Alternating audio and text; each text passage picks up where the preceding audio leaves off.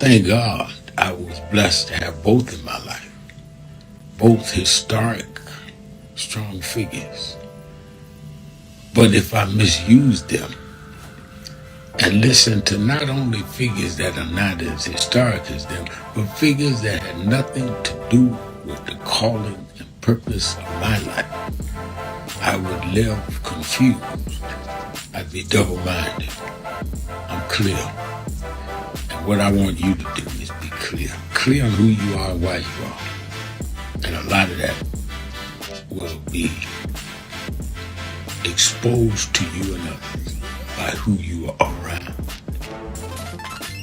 and who you allow to enter your head. Keep people at a distance that only have a distant and unclear vision of who you are and who you are supposed to be. They could be your blood relatives, but they could not be the ones that accompany you toward what you ought to be about tonight. Everybody good to you ain't good for you.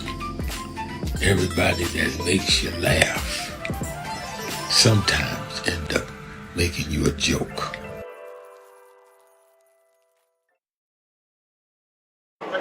Tony Wafer, Los Angeles chapter, NASDAQ Network.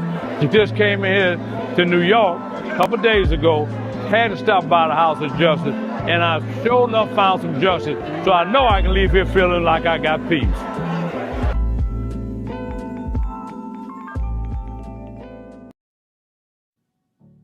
Hi, this is Reverend Al Sharpton for the month of February, Black History Month.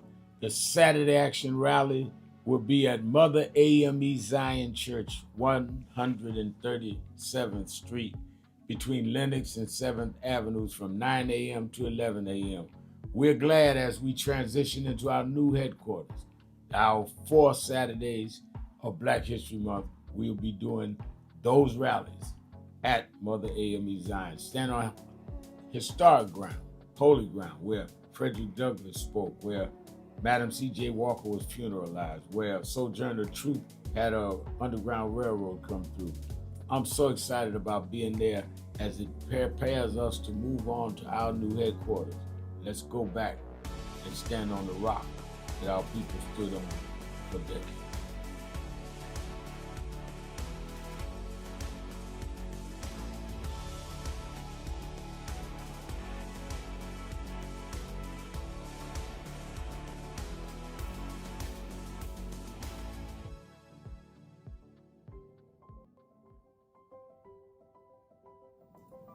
Hi, it's Reverend Al Sharpton, President and founder of National Action Network. We are at the very end of 2025, and I want to first say that I want to thank all of the officers, chapter leaders, regional directors, national staff, and certainly National Board of National Action Network for a solid and absolutely incredible year in 2025. Despite the fact that we are under assault, voting rights, diversity, equity, and inclusion, the battles globally where we're seeing Nigeria and Venezuela attacked, and on and on and on. We have been steadfast as an activist organization in the tradition of Dr. King. We started the year with a national call that thousands responded to, and we were in Washington on our side of town while Trump was being inaugurated on the other side of town. And we made a pledge. We told people to lift their hand and make the pledge, and we kept that pledge to work all year to keep the dream alive. And that led into when Trump went after DEI.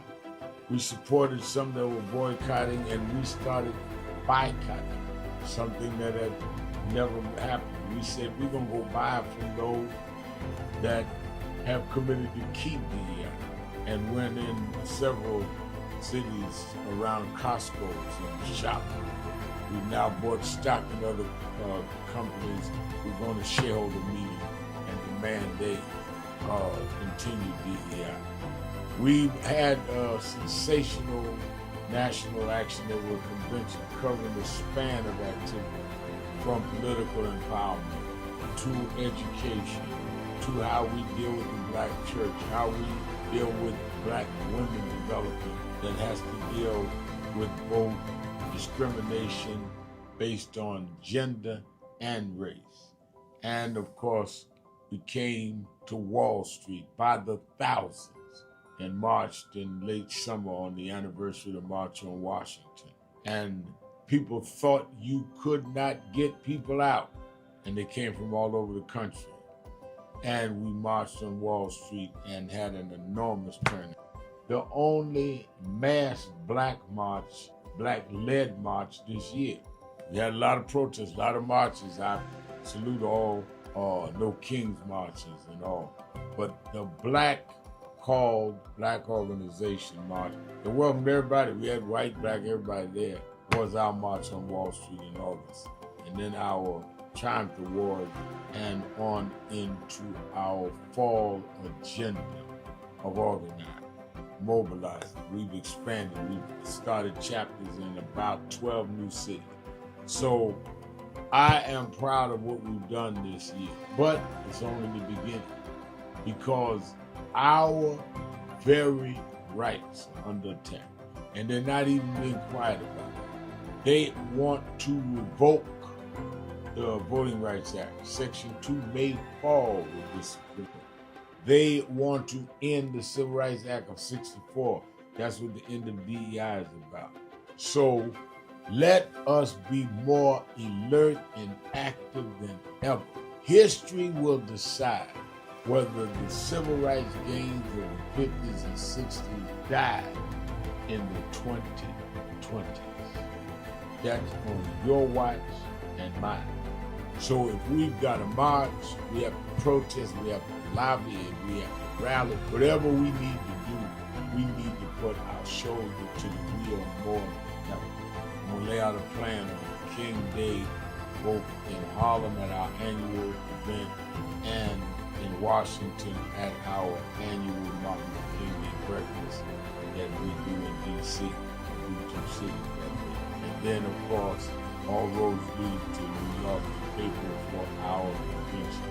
We had, as I said, the largest attendance convention last year in 2025. It needs to be more this year because our very existence. February 27th. Do you know what time it is? It's Sharpton's time. And for the next 3 hours, it's time to put aside all pretenses, deception, denial, all fronting. The time has come to keep it real on Keeping It Real with Reverend Al Sharpton. A very good afternoon to you all across the country.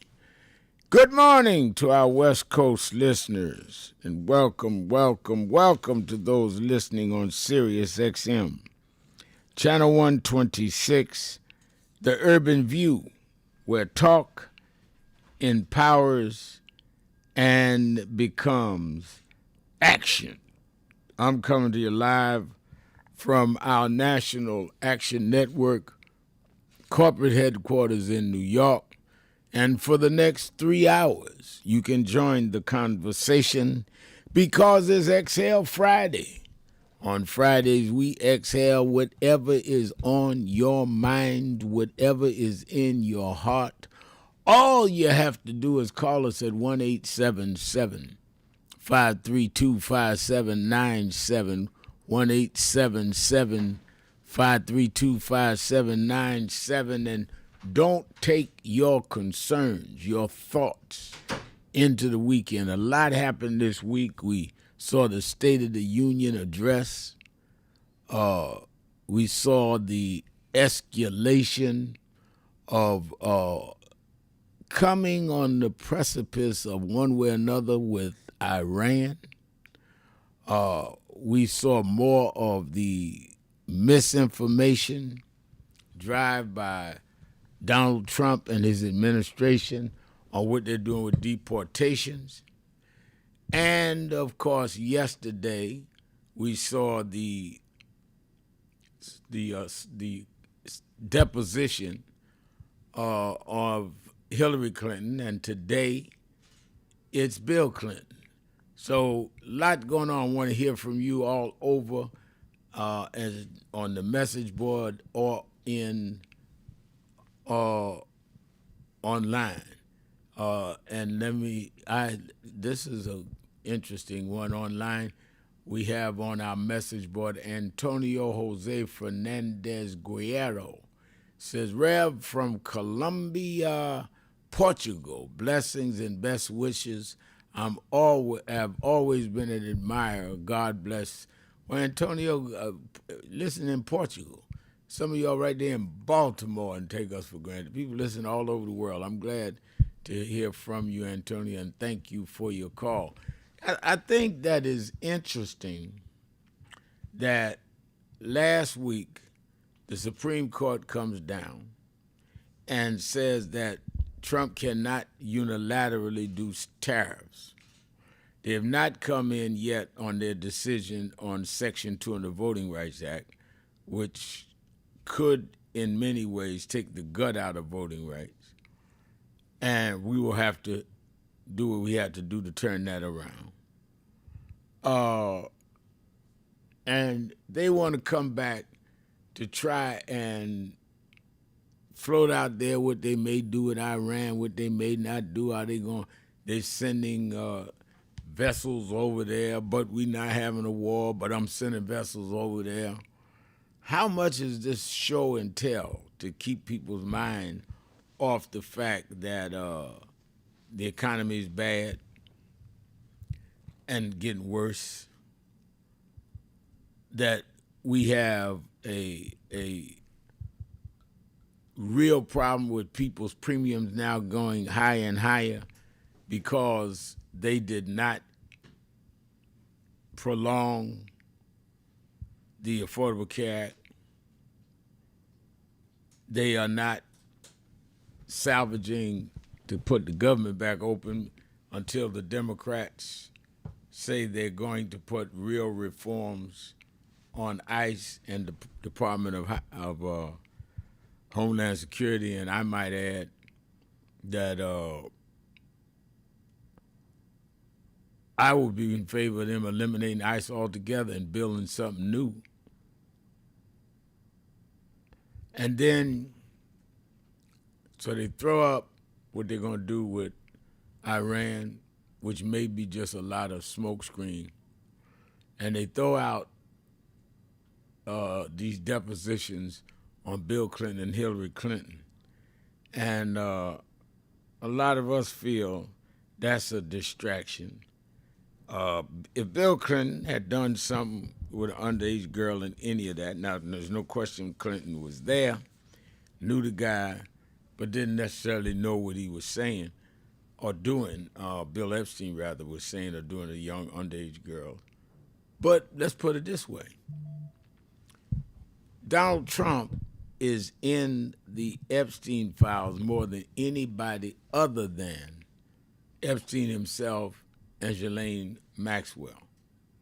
So why do they assume that Bill Clinton, who had much less interaction, knows more or engaged more than Donald Trump did? But since you want to be so smart and summons the former president, Bill Clinton, and his wife, who never even been on Epstein's island, says she doesn't even know nothing about him. Since you're going to do that, you've now established a precedent that they can subpoena Donald Trump, which is why Trump wasn't that happy about this. So let's talk about all of this. And, of course, we continue to celebrate the life of Reverend Jesse Jackson. I went yesterday for the beginning of the him lying in state at Rainbow Push Convention.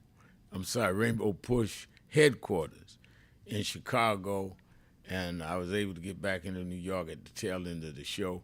I went early yesterday morning, spent several hours standing my post with the family and Mrs. Jackson at his casket, and we'll be going back as he travels. Reverend Nelson Rivers of National Action Network, our Religious Affairs Department, is helping to put together stop in Columbia, South Carolina.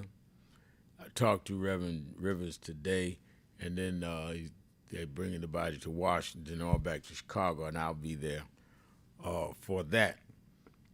It is clear to me that a lot of people have been moved by Reverend Jackson's passing.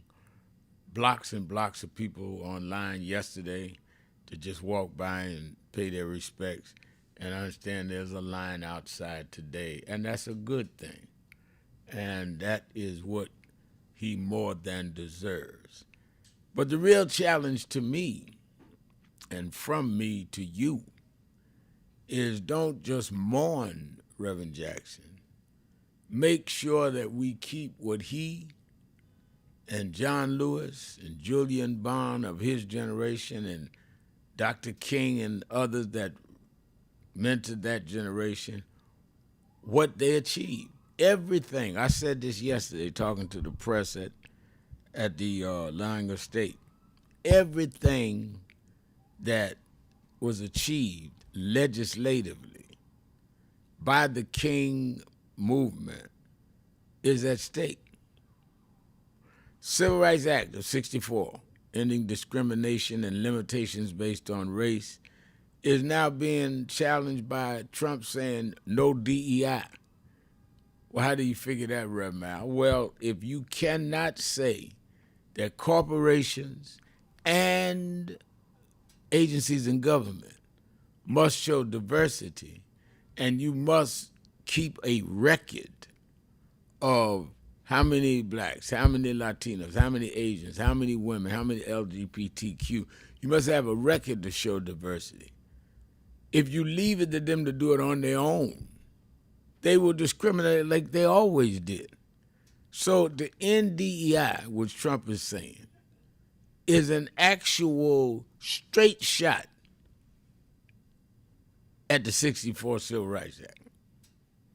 Then to say Section 2 of the Voting Rights Act should not have anything to do with race. You cannot use race as a factor. It is absolutely to neutralize the Voting Rights Act. Those are the two major bedrock pieces of legislation of the '60s movement. So yeah, we've got to mourn Reverend Jackson as we mourned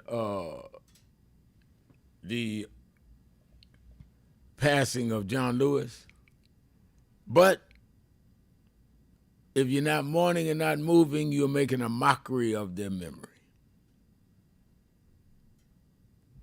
Antonio Jose Fernandez Gutierrez, he says, Gear in Portugal, people like Reverend Jackson and Dr. Martin Luther King and yourself inspired a revolution in 1974 here in Portugal. Okay. Truth and justice always wins. My father was one of the army officers in 1974 to be inspired. Well, you inspired me saying that. For people in Portugal to even know and have monitored our movement is a great tribute that we are not working in vain. Many of us need to hear that. A lot of people don't understand. Every once in a while, we take so much incoming fire that it's good when you get something that is supportive. Akeem Smith is saying, Reverend Sharpton, my brother, what we going to do if they pass the SAVE Act? Well, first of all, we need to keep the pressure on them not to, because there's some Republicans that are running we should put pressure on. And if they do, we're going to have to do what we did before. We're going to have to mobilize from the polls to the streets to get the Voting Rights Act back in power. Don't act like they woke up one morning and gave it to us, Akeem. We fought to get it, and we have to fight to preserve its strength. Cedric Cooper says, we thank God that Ambassador Andrew Young still among us, one of the last of the civil rights sages. Andrew Young is about the last of Dr. King's senior staff, I believe, that's still with us. Thank God they just did a big documentary on him on MS Now. And I went down to host the conversation he had with Rachel Maddow, who did it in Atlanta. And he's still in his 90s. And he probably, I'm trying to think as I talk last of the staff, Reverend Al Sampson, who wasn't on national staff but was one of Dr. King's lieutenants, he's still with us. He was there yesterday at Rainbow Push with us. All right, let's get ready to open up the phones. It's Exhale Friday, 1-877-532-5797, 1-877-532-5797, Sharpton, keeping it real. Be right back.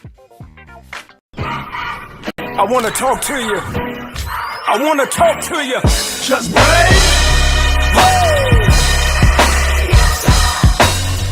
I believe that. Good morning, everybody. I hope the coffee has kicked in by now. I want to start by thanking your leader, the Reverend Al Sharpton, and everyone at the National Action Network for 35 years of standing up for civil rights and opportunity for everyone. And I couldn't be more grateful for the way that you have blessed the lives of so many, including mine. As we look today on King Day, let us not forget that we had to struggle to even have this day. They did not wake up one morning and say, let's give a federal holiday to Martin Luther King. People petitioned, people marched. Let us remember now as we bring our children and grandchildren up the Potomac, that they can see the Washington Monument, the Lincoln Memorial, the Jefferson Memorial, and one memorial that never served as president, but changed this country more than any other American, Dr. Martin Luther King Jr. This was an amazing MLK breakfast. It is truly an honor, and more importantly, this is an important day for us. I feel incredibly lucky and honored to be in this room on this day, celebrating Dr. King's legacy of civil rights, especially in the moment that we're facing on a national level. It feels like warmth and home being in this room. So I'm encouraged by today. I'm encouraged that we're getting out, we're protesting, but more needs to be done. We need to lean in. And let's keep fighting because the job is not done here. And I just feel so honored to get this award. It's not about getting an award, it's about doing the work. And let's keep up with the work.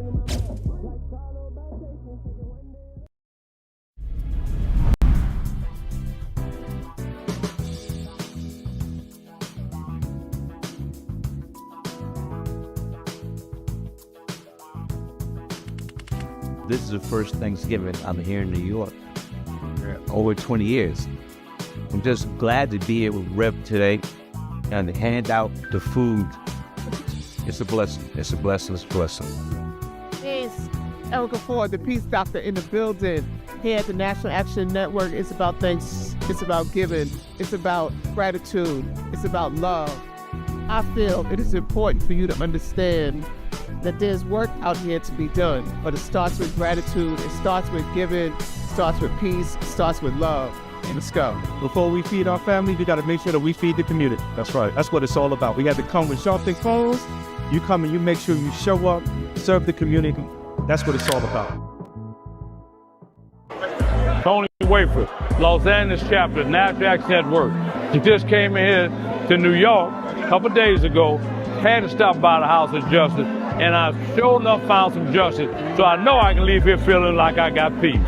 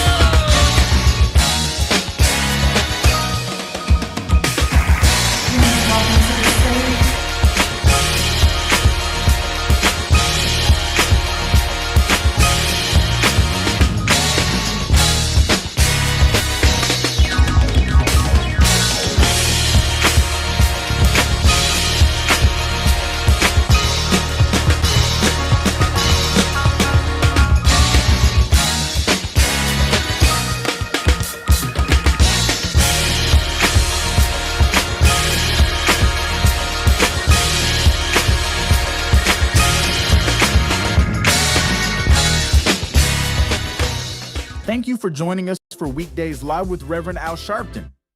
Take the time to share this broadcast right now. Tell your friends it's time to keep it real with Reverend Al. Comment your questions now in the chat or call Reverend Al Sharpton directly on air at 877-532-5797. Now stay tuned for Reverend Al. This is Reverend Al Sharpton. As you watch the broadcast, support National Action Network. Go to www.nationalactionnetwork.net and be involved.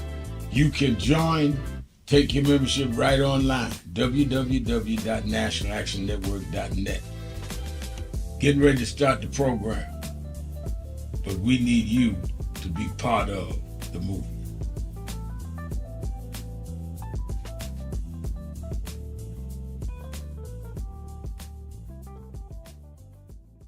That I want to end. He talked about the dry bones in the valley. Go take it back. The only reason that the wind could blow life into the bones is because at some point they had to be connected. If the wind had blown into a disconnected body, it still wouldn't have worked. So before he prophesied to the wind, they had to first get the foot bone to connect to the ankle bone, and the ankle bone to the calf bone, and to the knee bone, and the knee bone to the thigh bone. If we are to prophesy to the wind, we must first connect this body. We must connect Eddie Long to Farrakhan and Cornel West to Elders and Lowry to Sharpton. If we can connect this body, then God will blow the breath of life into our community. But as long as we are disconnected, the wind can't blow because it's blowing on disconnected dry bones. But the good news is that we're the children of people that have been through worse than this, and we're still here. So even though I get despondent, I don't ever get depressed, because I want the world to know you won't beat us, because we're the children of those that took the worst form of slavery and brutality that ever lived, that ever existed. Our parents survived the Middle Passage. Only the strong got here, and then we lost our name, our culture, our religion, and we're still here. But you don't know who we are. We're the children of Chaka Zulu. We're the children of Mary McLeod Bethune. We're the children of Marcus Garvey. We're the children of Martin Luther King. We'll be here. We were first, and we'll be last. We know who we are.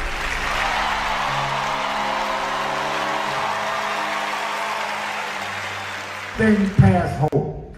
Because, I grew up, like I said, single mama on welfare. And my mother told me there's a part in life that hope's gonna run out. But she told me you got a double barrel in your engine. I said, what is that? She said, you can switch from hope to faith. Faith is a little deeper than hope. Bishop Hilliard is here.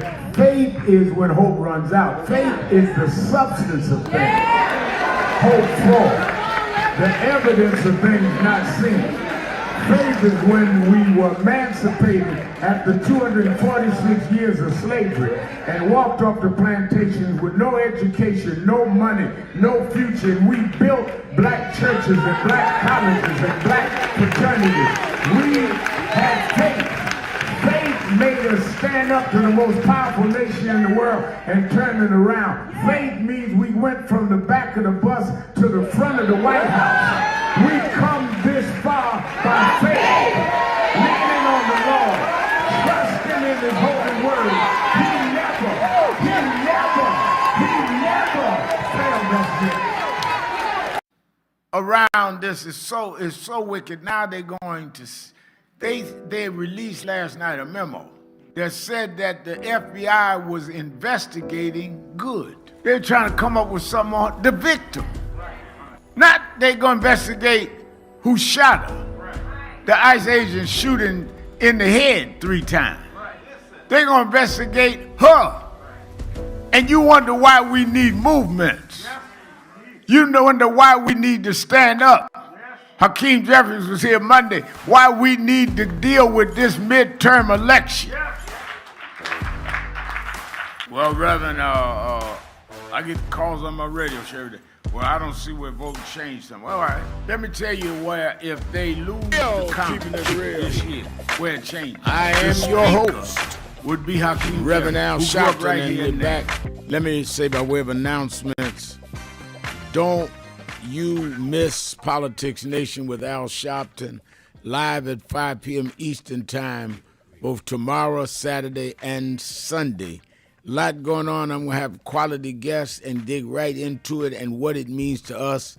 I know I'm going to have, with this Iran thing floating around, I want to get the ruling ranking member of Foreign Affairs in Congress, Greg Meeks, on tomorrow with the lawsuits about changing vaccines. One of the lawsuits is being led by the Attorney General of California. I'm going to have him on, Ron Bonta, and on and on. I'm going to have members of Congress as well as other state officials on Sunday as well. We need to be able to deal with all these issues, from the healthcare situation with these blocking of the vaccinations or telling people they don't need them, all the way to what's going on in Iran, all the way to what happens with this early voting.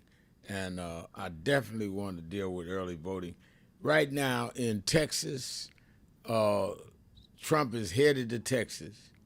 He has not endorsed any of the three Republicans running. One is a brother in the Republican primary. So Cornyn, who's the incumbent, could be defeated by Paxton, who's had significant legal problems. And whoever of the Republicans win, they will be going up against Jasmine Crockett if she wins the primary, or her opponent. So we're watching Texas and that primary, watching Florida. It's already on, this 28 election. It's on now because early voting is starting right now. All right, so let's get to that. You that are in the New York area, meet me or beat me to the Saturday Action Rally in the morning. And remember, it's Black History Month. We're at the historic Mother AME Zion Church, which is at 140 West 137th Street in Harlem, 9 a.m. to 11. Had a packed house, hundreds last week as we did the memorial for Reverend Jackson. And this week I'm going to dig deeper into our Black History Month, what it means, and what does it mean to go from activists like Frederick Douglass to activists like Jesse Jackson, and where do we fit? Are we all in many ways betraying standing on the old landmarks?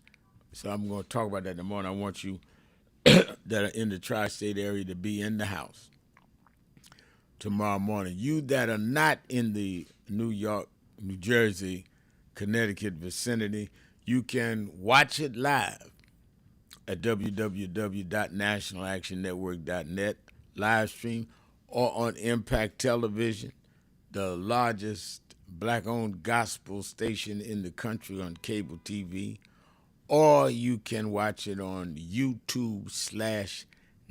You have no excuse not to watch and be a part of the rally on tomorrow. Then, of course, tomorrow and Sunday, Politics Nation with Al Sharpton, which I've said some of the people I'm going to have on. I'm also going to have on Al Green, the congressman from Texas. Al Green, who stood up in the well of the House when Trump got up to speak and held up a sign saying black people are not apes. And some ridiculed them, some praised them. I'm going to have them on the show tomorrow. So make sure you watch Politics Nation with Al Sharpton. All right, let's go to the phone. It's Exhale Friday. I want you to let it out. Don't go in the weekend holding nothing back. Let's start in Cincinnati, Ohio, the buzz with Ray. Ray, you're keeping it real with Al Sharpton. Yes, sir, Rev. Thanks for taking my call, and I hope people hear what I got to say, because my last statement, Rev, involves you. But before I get to that, let me say this, because I wanted to ask Jenny Jones yesterday, once Trump leave office in a couple of years, will the statute of limitations run out of whoever was in those Epstein files? Because I got a feeling that if Donald Trump can pardon over 1,000 people from that riot, he can pardon everybody that's in those Epstein files. And I got a feeling that that may happen. So I'll leave it there. And Reverend Williams yesterday and Attorney Jenny, you guys were talking about the next leaders. Now let me dive into that. Well, before you go into the next leaders, let me just say this, because it's an interesting point you brought up about statute of limitations. One of the strategic mistakes that I think the Republicans made was subpoenaing former President Clinton and former Secretary of State Hillary Clinton. Because now when Trump walks out the White House, and he will in 2029, he now can legitimately be subpoenaed, and they've already set the precedent that an ex-president can be subpoenaed. Now, some people say, well, Reverend, he may pardon himself. He can pardon himself, but he can't excuse himself from being subpoenaed and speaking under oath. So even if he had pardoned himself, he has to answer the questions under oath. And that's why he wasn't too enthusiastic about them doing this. So this may backfire on him, Ray. Yeah, it sounds like they outsmarted themselves. Yeah. They weren't thinking 2 or 3 years ahead. Right. They were thinking about now. Right. Or they may really honestly feel that he didn't do nothing, so they don't have to worry about anything, and he may know better than they do what he did and did not do, what he did and did not know. So this is interesting. Right. But Reverend Williams and Attorney Jones were talking about the next leader. Now, I could be wrong and way off base, but let me say this. Martin Luther King, he had the 60s. Jesse Jackson, who stood by Martin Luther King, but I don't think he overshadowed him. I don't even think he stepped on his toes. At least I don't think. In the 70s, all the way up till the day he died, and then Al Sharpton, until now. And I know Morning Joe, in one of your intros, he says Reverend Al is the most important person in the civil rights movement. Now, this is my opinion. All three of you guys, Martin Luther King, Jesse Jackson, and Al Sharpton, you guys are the only ones, and I even think so now, that can call for a boycott or a march of 50,000 and get 200,000. You can call for a march of 500,000 and get 1 million.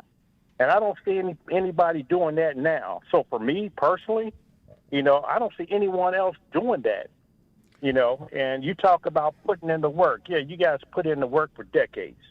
Now you have social media. What went on in Minneapolis with all those folks, no one called for it. It just happened. No, and let me say this. I thank you for your call. Thank you as always. I think that Dr. King and Reverend Jackson, and certainly I come out of that school of thought, there were always other leaders. You had Roy Wilkins of the NAACP and Whitney Young of the Urban League and James Farmer, CORE, and John Lewis at SNCC. At the same time, you had Dr. King. Dr. King dominated in a certain way because of his action. You had, during Reverend Jackson's peak, you had Vernon Jordan at the Urban League. You had Ben Hooks at the NAACP. It's always going to be different leaders. It's the ones that appeal to you, you ought to support and follow. And in my time that remains, we've had other leaders, and we, in our best days, work together. I do what I do, maybe more high profile. They do what they do, maybe more engaged in the corporate world or government agencies and all. As long as everybody does their job, they do it. As far as who will be the next leaders, well, I think nobody picked Dr. King. In fact, J.H. Jackson, the head of the National Baptist Organist Conference at that time, didn't want King to be a leader, opposed everything he did. No one put Reverend Jackson. I grew up in that movement. A lot of people in SCLC didn't want Reverend Jackson, ended up suspending him. That's when he formed Push. And certainly a lot of people didn't want me. Leaders cannot be picked by people putting down, this is what I'm looking for, that's what I'm looking for. Leaders emerge. The times emerge people at the time that they are to match what's going on.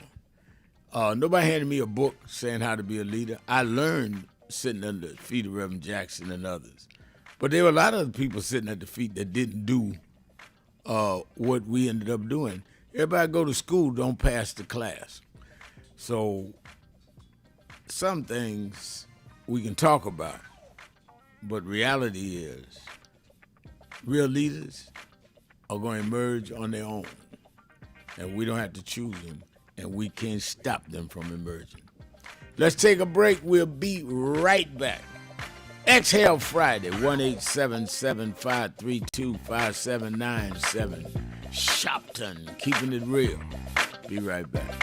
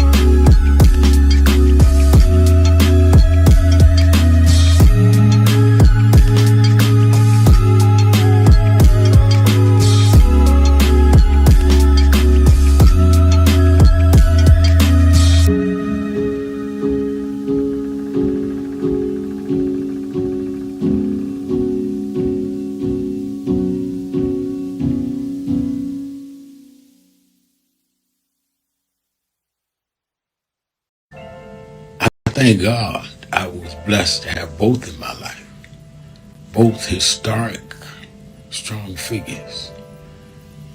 But if I misused them and listened to not only figures that are not as historic as them, but figures that had nothing to do with the calling and purpose of my life, I would live confused.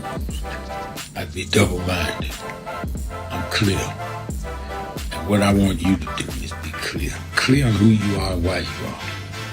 And a lot of that will be exposed to you and others by who you are around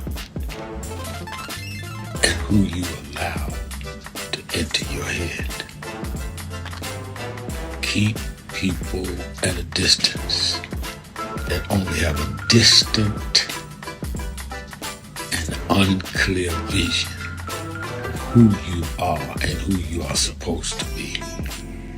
They could be your blood relatives, but they could not be the ones that accompany you toward what you ought to be about tonight. Everybody good to you ain't good for you. Everybody that makes you laugh sometimes end up making you a joke. Some of you forget where you come from and forget how you got there. and act like you got there because you were qualified or that you had a good resume. But some of us had to pay a price for your resume to even be read. Some of us had to take nights in jails and licks upside the head or shut out of boardrooms like Byron so you could walk down red carpets and act like you got there by yourself. So I received this award with a special place in my heart and on my shelf because I'm getting it from a freedom fighter who never forgot where he came from and how he got there.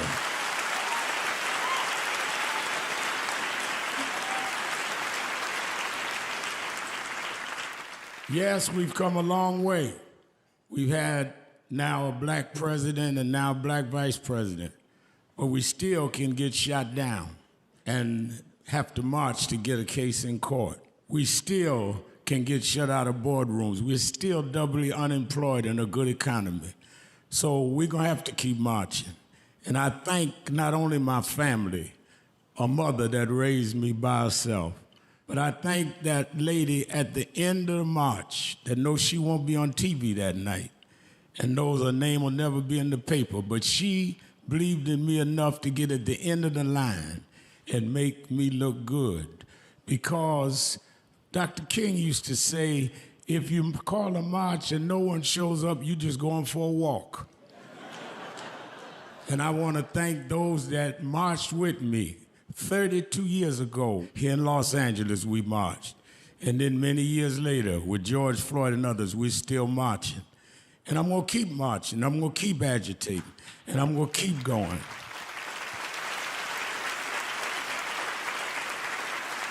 Until we don't have to do it anymore. Eddie, known you a long time, Mariah, Chris, and your kids. And I promise you this, the only thing that I really live for is I get up with this dream that every bigot, every racist, everyone in this country that hates will say, damn, he's up again.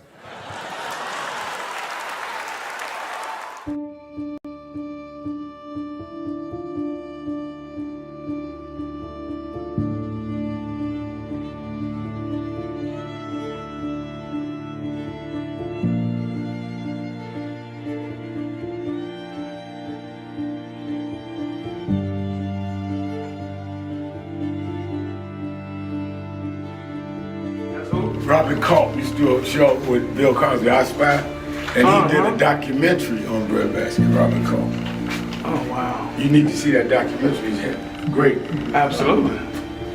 I lived this. I didn't read this. I was there. You true to this? I'm true to this. Not new to this? I ain't new to this. Vote to phone Troy? He was, Jack O'Dell was one of the guys that Kennedy warned Dr. King about. Say he was a communist. Jack O'Dell and Stanley Levinson. And Reverend brought him in. Nobody else in the movement would deal with Jack. Reverend brought him in. Oh, yeah. Sure. Just us. Just us. But there's stories behind all of it. It didn't just happen. But I am somebody. I may be on welfare, but I am somebody. I may be in jail. Reverend Al Sharpton, and we're back. 1-877-532-5797. And or you can go on our message board at www.nationalactionnetwork.net. And as we were going off, so we were talking about leadership. One thing I've learned, I've got most of our chapter leaders in National Action Network. We've got like 132 chapters. Most of them are young women, young men under 35 years old. Who will emerge as the, quote, leader when I step aside, aside from the board of directors to deal with that? That will come with their own ability. And the people will follow them. You can't lead if the people are not following you. And you got to be ready to take a lot of pressure. One of the things I was looking at the message board. Some guy said, Rimaldi, I wish y'all could pull that up. They said that you spied on black activists in the 80s. Well, then how come I was the only one that caught a court case? Usually when you spy, that means you delivered somebody and they leave you alone. The only one that went to court was me. And I had to beat all those case charges out of the Brawley case myself. Nobody else went. But they use those like they said Reverend Jackson knew more than the eye. He was there when Dr. King got killed, or Minister Farrakhan knew more about Malcolm. You're going to have to bear that. Everybody's going to come with some conspiracy theory on you. And if you can't take that, you can't lead. And leaders emerge that have to carry that weight. Can you imagine we marching and fighting and somebody going to come up with that you on the other side and nobody ever gets a problem? No, none of that ever happens. But 40 years later, you still have people that like to put mess on whoever's out front. So I always tell my young folk, whatever you want to do, if you go out front, you're going to get hit. And if you can't take the hits, don't go out front. But if you can take that, you'll be all right. Now, I was prepared for them to come with nonsense on me because I grew up under Jesse and heard, I'm talking about movement people turned on Jesse. So that's a part of that leadership question. Let's go to JT in Milwaukee, Wisconsin. JT, you're keeping it real with Al Sharpton. Well, good afternoon, Mr. Al Sharpton. Good afternoon. How you doing, sir? I'm doing very well. How you doing? Well, first of all, sir, I want to, first of all, the last caller, I want to agree with Rep, and also with you, Rep, because, come on, Rep, you've been humble. You've been humble. We're approaching, Rep, the last of the Black History Month, Rep. So stop being humble, because you're part of that.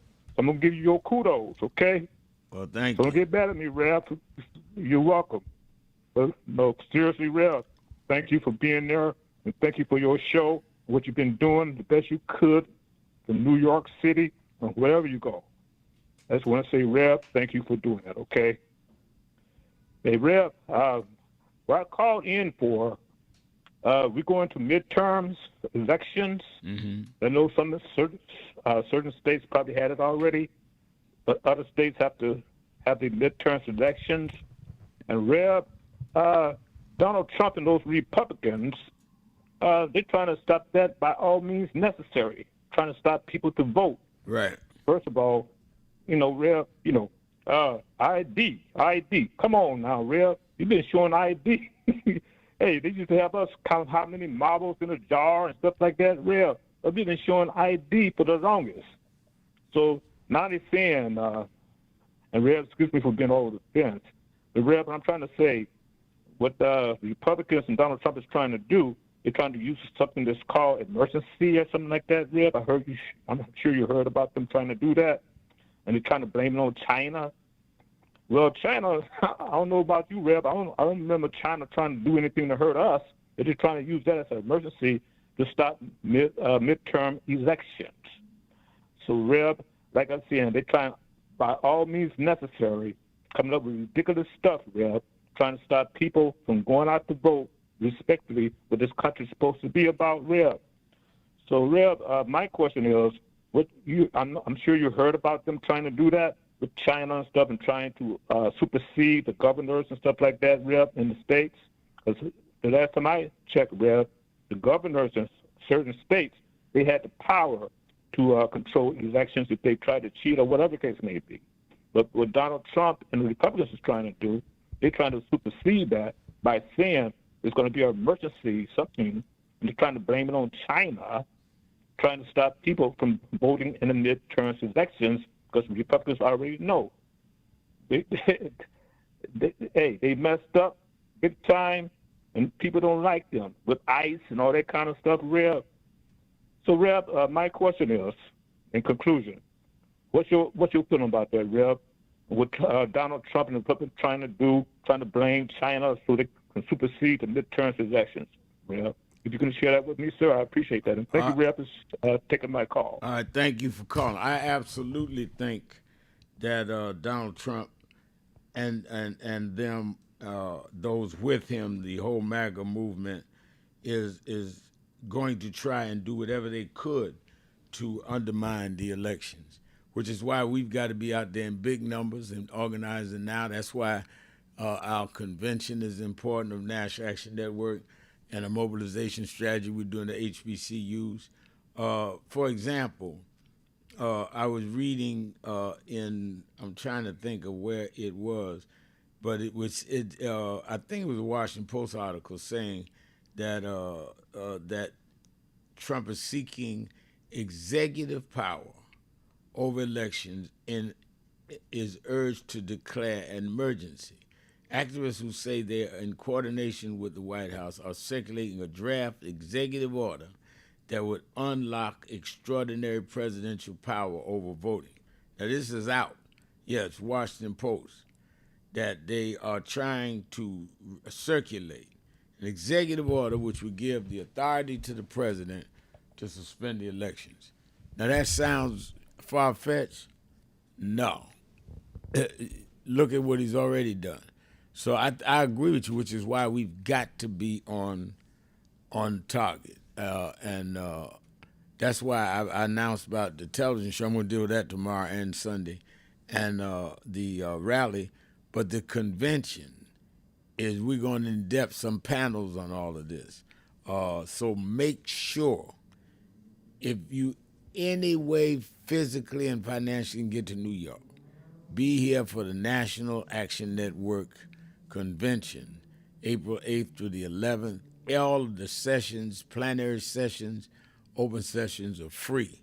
All you have to do is register right now at www.nationalactionnetwork.net or call right now the toll-free number 1-877-532-57, 1-877-626-4651, 1-877-626-4651. I want you to register now. We've had like over 4,600, I think, yesterday. I'm going to close it at 5,000 because I have to hold another 5,000 for our chapters of NAN and for the students coming in from our tour. So do it today, because once I have to close the list, and we more than a month out. We're only at the 27th of February, and we're already almost at our quota of having half of what we usually do. All right, let's get ready to take a break, and I'm coming back more Exhale Friday, 1-877-532-5797, Sharpton, keeping it real. Be right back. Tony Wafer, Los Angeles chapter, NASDAQ Network. He just came in here to New York a couple days ago, had to stop by the House of Justice, and I sure enough found some justice, so I know I can leave here feeling like I got peace.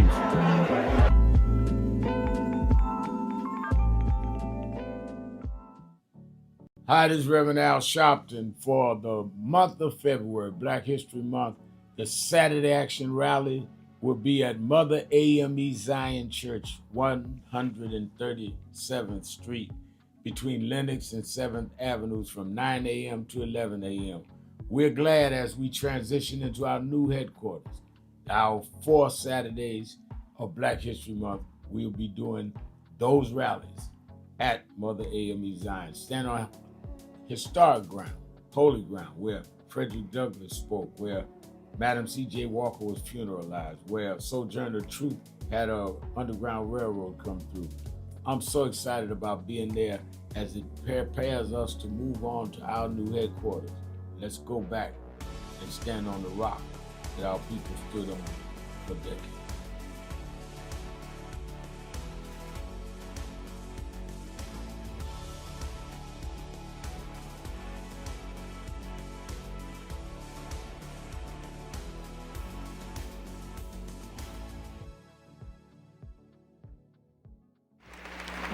Reverend Sharpton, how do we begin to make peace with our past?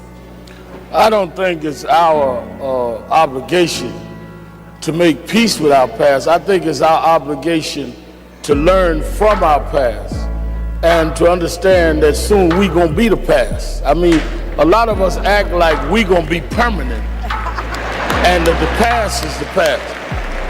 If we draw on the strengths of the past and uphold the dignity and the integrity of our people, and then perform it at our highest level in our generation, as Dr. Moss said, that's our obligation. You know, one of the reasons that I've been so concerned about this cultural tone that we're in now is a lot of us have lost the dignity that our community has shown from Jamestown to now. I've questioned some of the artists that no longer sing to uplift us. And there's never been a generation that didn't use our music and our culture to lift us up. And the excuse is where they say, well, we just want to show what's there. But we never just accepted what was there. We always looked at what was there and looked through it and brought our people the way it needed to be. So in slavery time, we were singing Go Down Moses and Swing Low Sweet Chariot. We wasn't singing about the cotton picking nigga in the field. That's what we saw, but that's not what we sang. In slavery,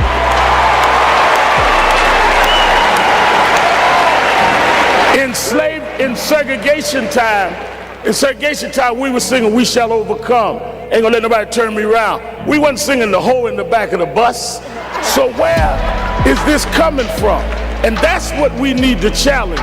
I wish, you know, all of this about our friend Barack announced it today. I wish Obama had announced here, because Lincoln did not free us. The abolitionist movement freed us. Lincoln accommodated to freedom fighters. He was not a freedom fighter. Kennedy accommodated the king. Johnson accommodated the king. We got to quit giving the wrong people credit for our history.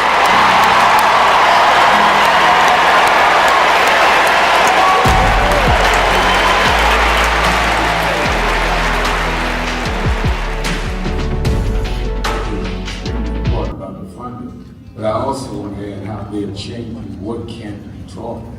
You have states outright saying you can't teach black history and you can't teach certain other histories and the curriculum. You have this administration that is literally taking out exhibits from the Smithsonian.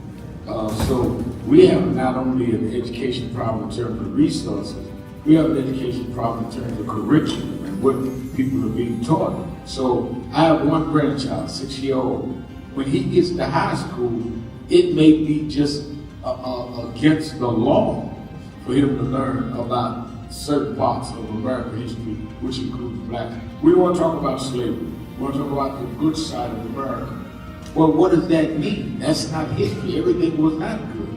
And I think that that is the threat that we've got to fight, which is why we've got to fight with the courts and the streets, because they're literally changing the textbooks as we go. As they do that, they change the opportunities, because then the fight against affirmative action is not having access to these institutions and telling these institutions, this whole fight around DEI, which they did, started in Harvard with a black woman president. Started with them saying you can't teach diversity in an Ivy League school like Harvard. It didn't start in Little Rock at the high school. This fight, this time, was Harvard. And they went from there on. And I think that we've got to have the same resistance. If they could fight in the 50s, at ACP, the Defense Fund was together and deal with the question from Little Rock in terms of desegregation, then we that are far more educated, far more economically secure personally, have no excuse in the age of what they did in Harvard not to be standing up back in the Senate.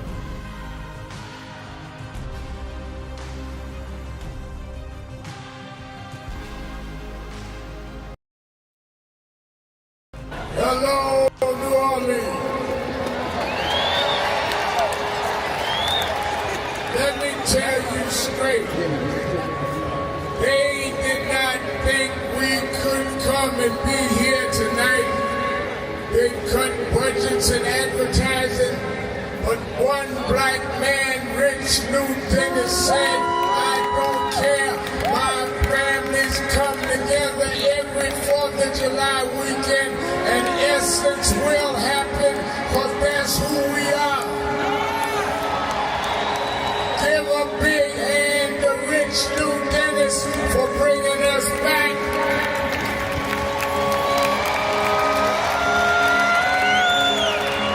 Why do we come?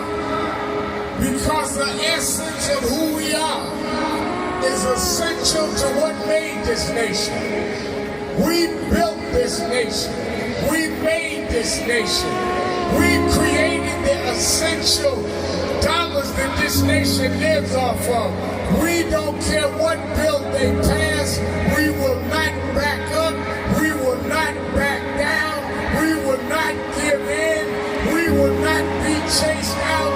We don't care who's in the White House. We will organize our house by house.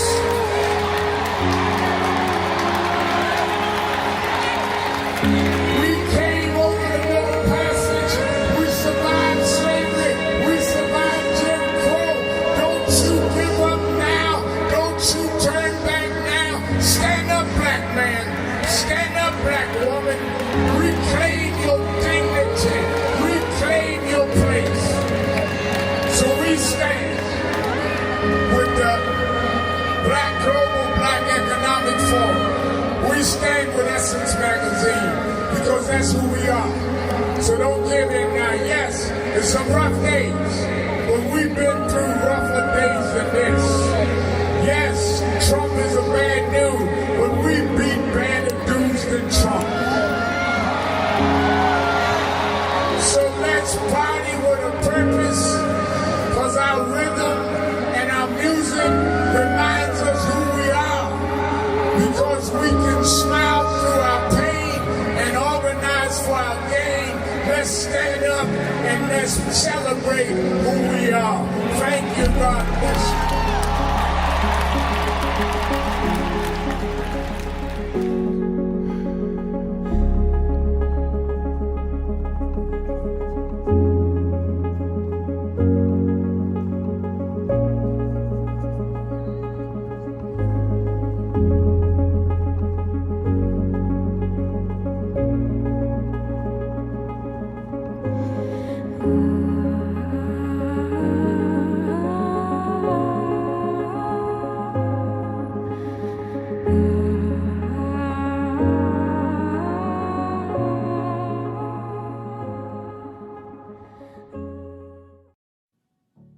Hi, this is Reverend Al Sharpton for the month of February, Black History Month. The Saturday Action Rally will be at Mother AME Zion Church, 137th Street, between Lenox and 7th Avenues from 9 a.m. to 11 a.m. We're glad as we transition into our new headquarters. Our 4 Saturdays of Black History Month, we'll be doing those rallies at Mother AME Zion. Stand on. Oh, Sharpton. Holy, you lost her. Keeping it real, keeping it real. I am your host, Reverend Al Sharpton, and on our message board, Brenda Foster says, I pray that we do turn on each other and work together instead of complaining about others. We must get into good trouble, per John Lewis. I totally agree with that. And I think that it is absolutely, unequivocally right. And I think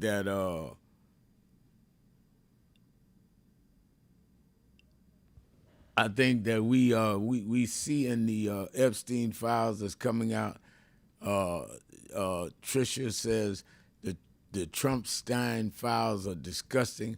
I hope we don't let the accusations the 13 and 4-year-olds made about Trump hitting her disappear. He needs to be held accountable. That's exactly right. That's exactly right. All right, let's go to the phones. Let me go to Germany to Rick. Rick, you're keeping it real with Al Sharpton. Good day, Brother Sharpton. Good day. I just want to speak to your support of Bill Clinton. Clinton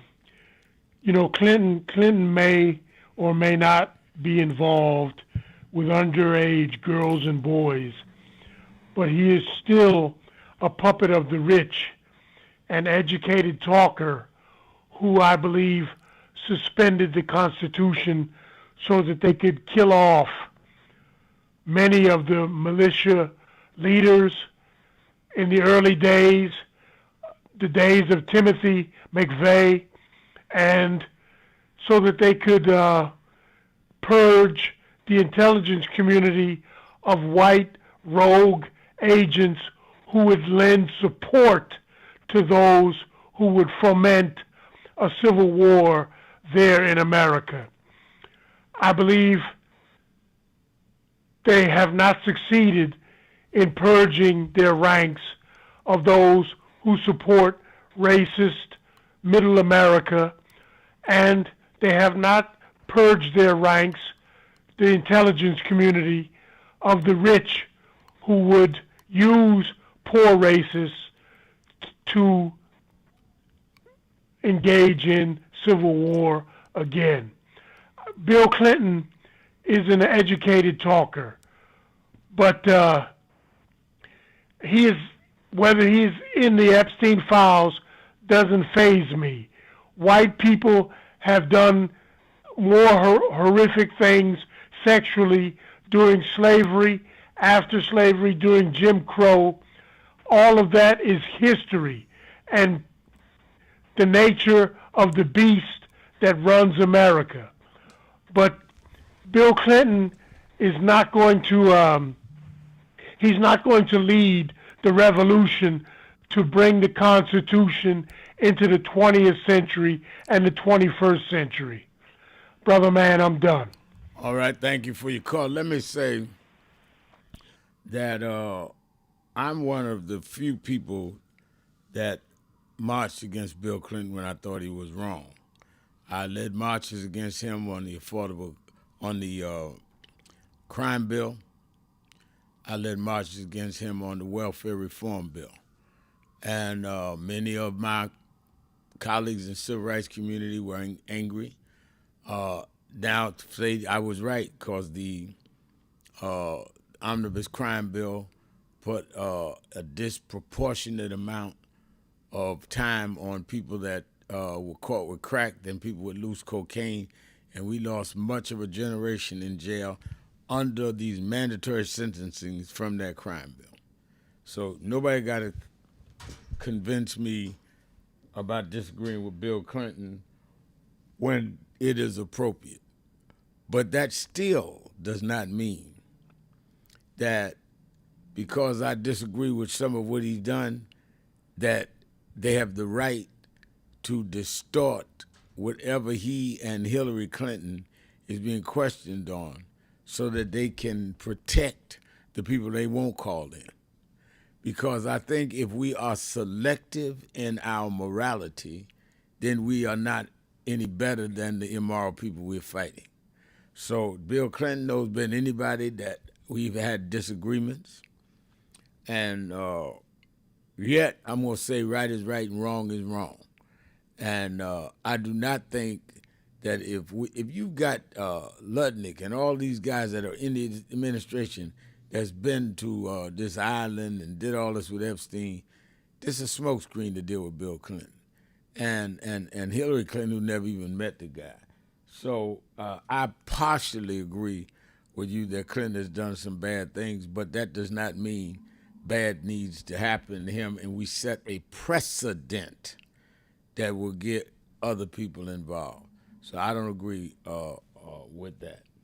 All right, let's go to Todd in Cleveland, Ohio. Todd.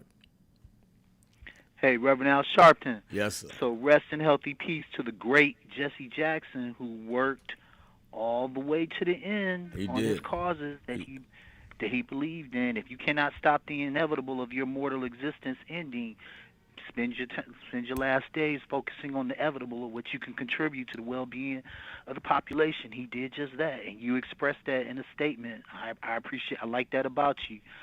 So two things.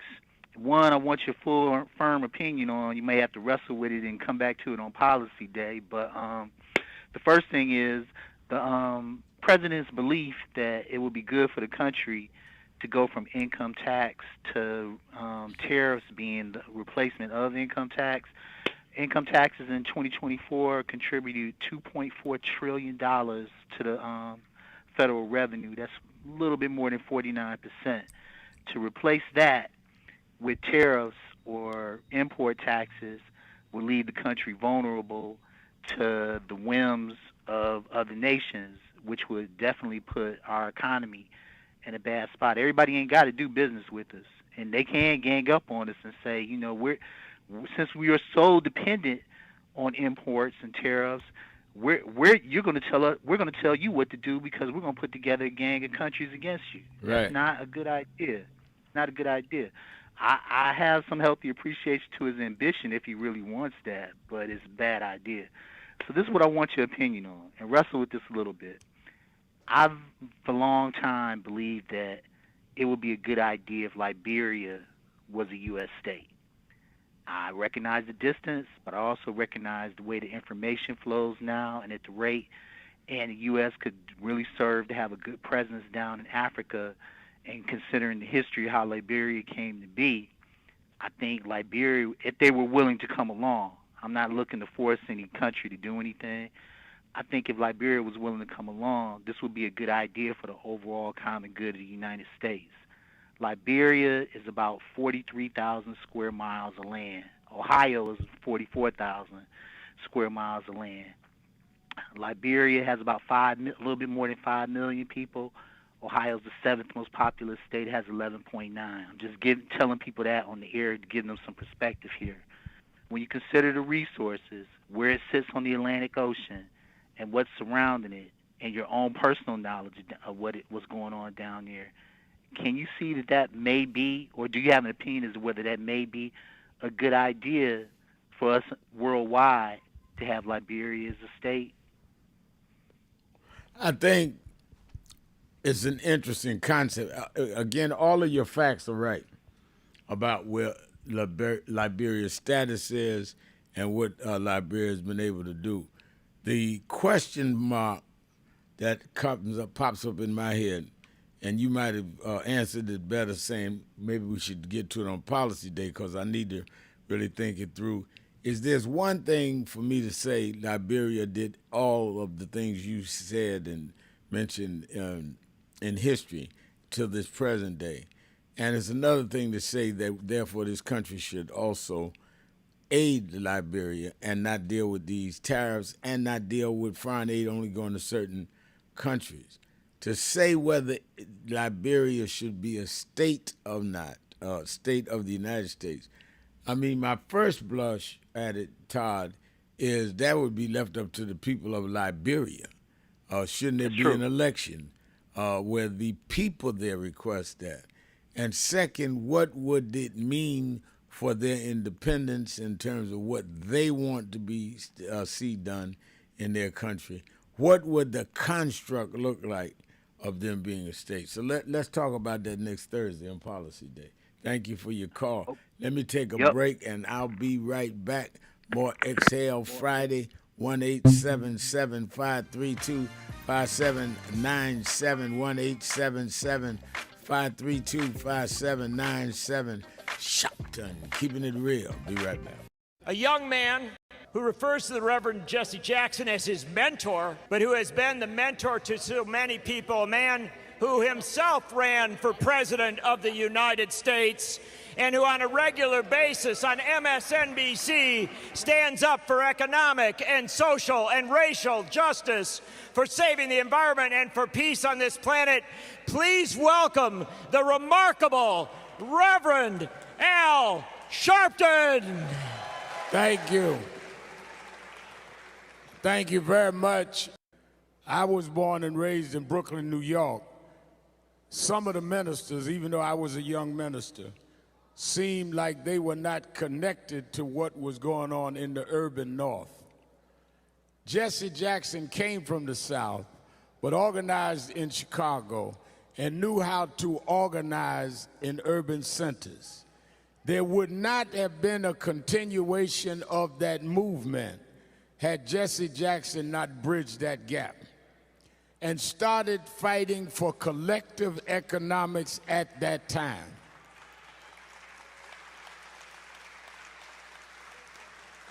Way before we started talking about corporate accountability, he was boycotting Fortune 500 companies, dealing with the economic policy, dealing with the exploitation of the poor. He became a national figure holding corporate America accountable. What people are doing now was started by Jesse Louis Jackson.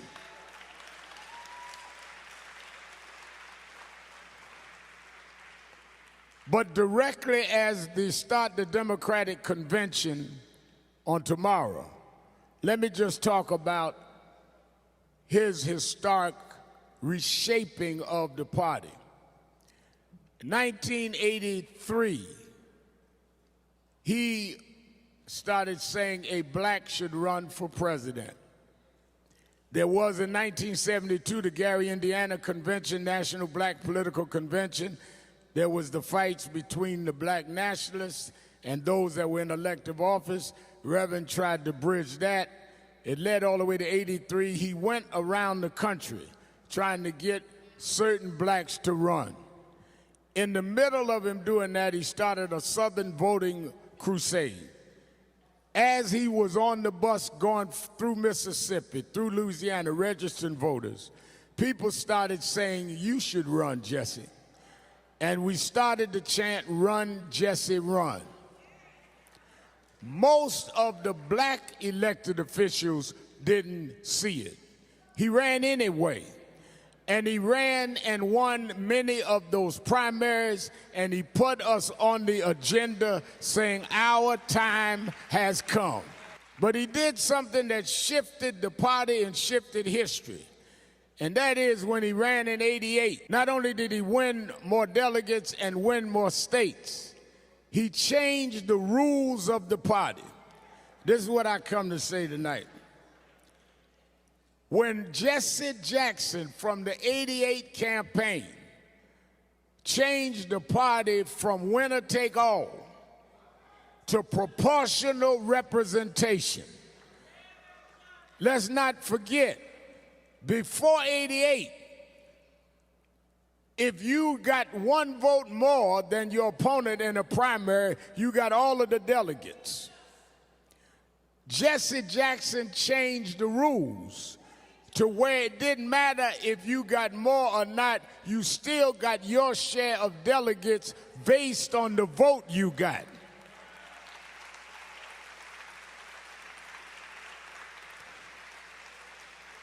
You cannot have a Democratic Party without democracy. There is no winner take all in democracy. By changing the rules in '88, we also got the first black chairman of the party, Ron Brown, who was a campaign manager for Jesse Jackson. He put blacks on the rules committee that kept those rules in place. So in '08, if there had not been proportional voting in the primaries, Hillary Clinton would have been the nominee. The reason Barack Obama could win the primaries and win the nomination is because the Rules Committee went on the Jackson proportional voting rules.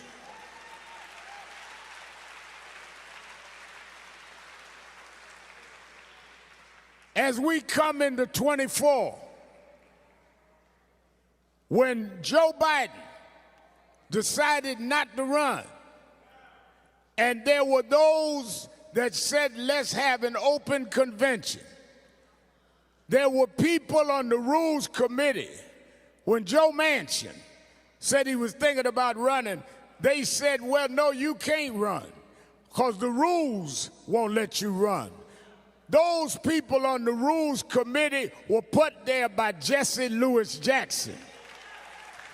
The reason Kamala Harris is going to be nominated starts right in this building, starts right with this man. It has been a long journey. but the one that brought us this far was Jesse Louis Jackson. It's a remarkable career to be born in the Deep South, in the back of the bus, and to grow into being a world figure that literally changed the political structures as we knew it. Put two of his sons in Congress. Congressman Jesse Jackson Jr., who's a constitutional scholar. Jonathan Jackson now reshaped the civil rights movement. What we're doing now with civil rights organization, we learned at his feet. Let me end by saying there's some people that say that it's sad Reverend Jackson from Parkinson's can't walk like he used to and talk like he used to. But I want you to know that every time a black opens their mouth and talk about democracy, Jesse Jackson is talking. Every time we march, Jesse Jackson is walking. And when you see Kamala Harris get on that stage this week, Jesse Jackson is on that stage. He's sitting there watching the results of his work. There wouldn't be no us if it wasn't for him. Thank you and God bless you.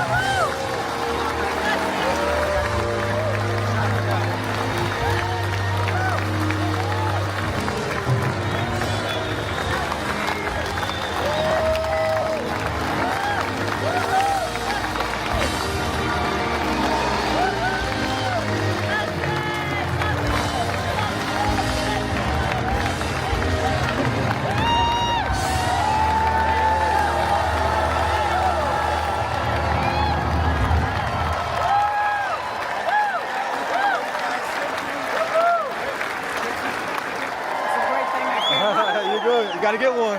Excuse me, guys. Excuse me.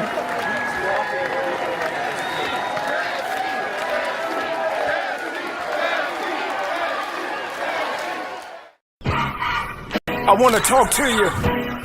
I want to talk to you. Just break.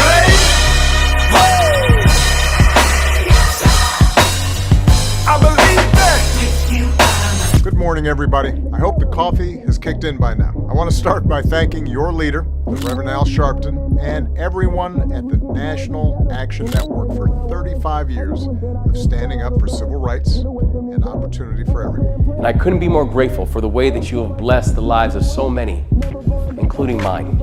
As we look today on King Day, let us not Reverend Al Sharpton, let's go right back to the phone and to you on the message board. This is, of course, hot. This is an Exhale. I started to say hot, but this is Exhale Friday.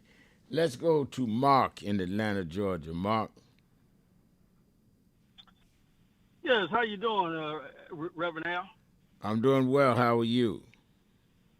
Pretty good. Look, have you ever seen this, not a movie, but it's a Black History, what would you call them? They show what happened. It's a film.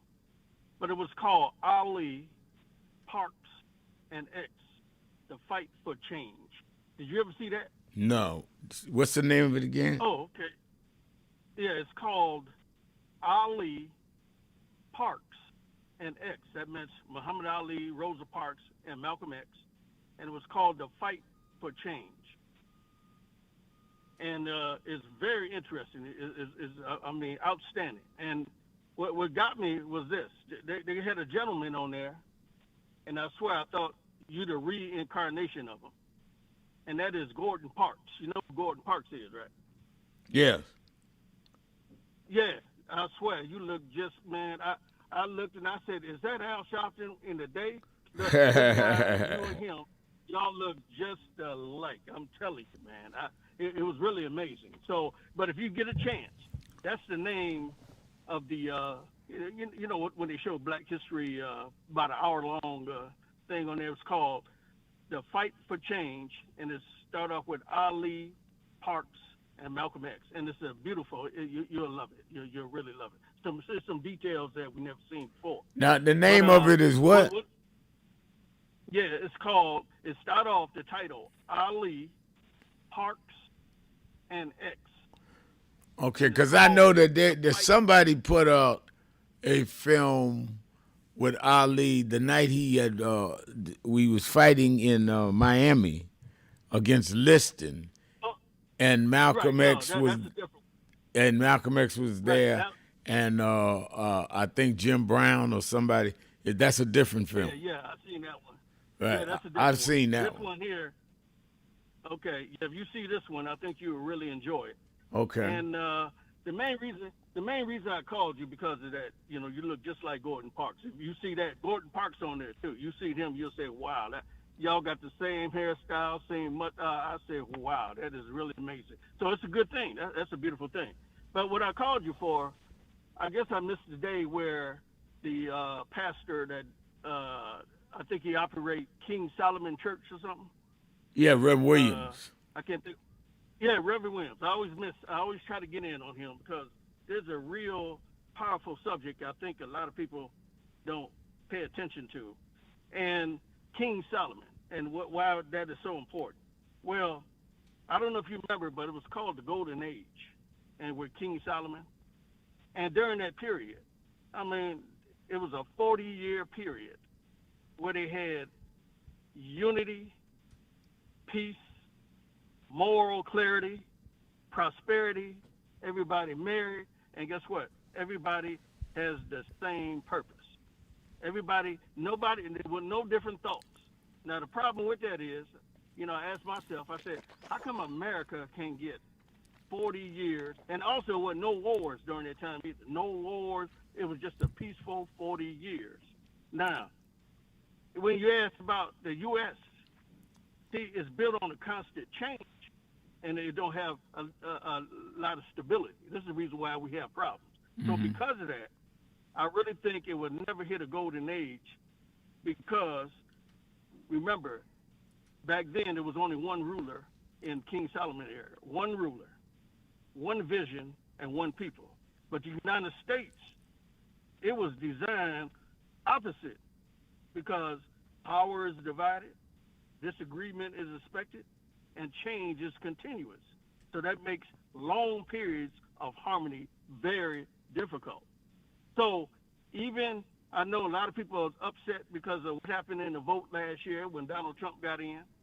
We still have people angry, and what it really reflects is this. I have friends, because I said, out of the two people that I voted for, I said, what happens if I vote for Donald Trump?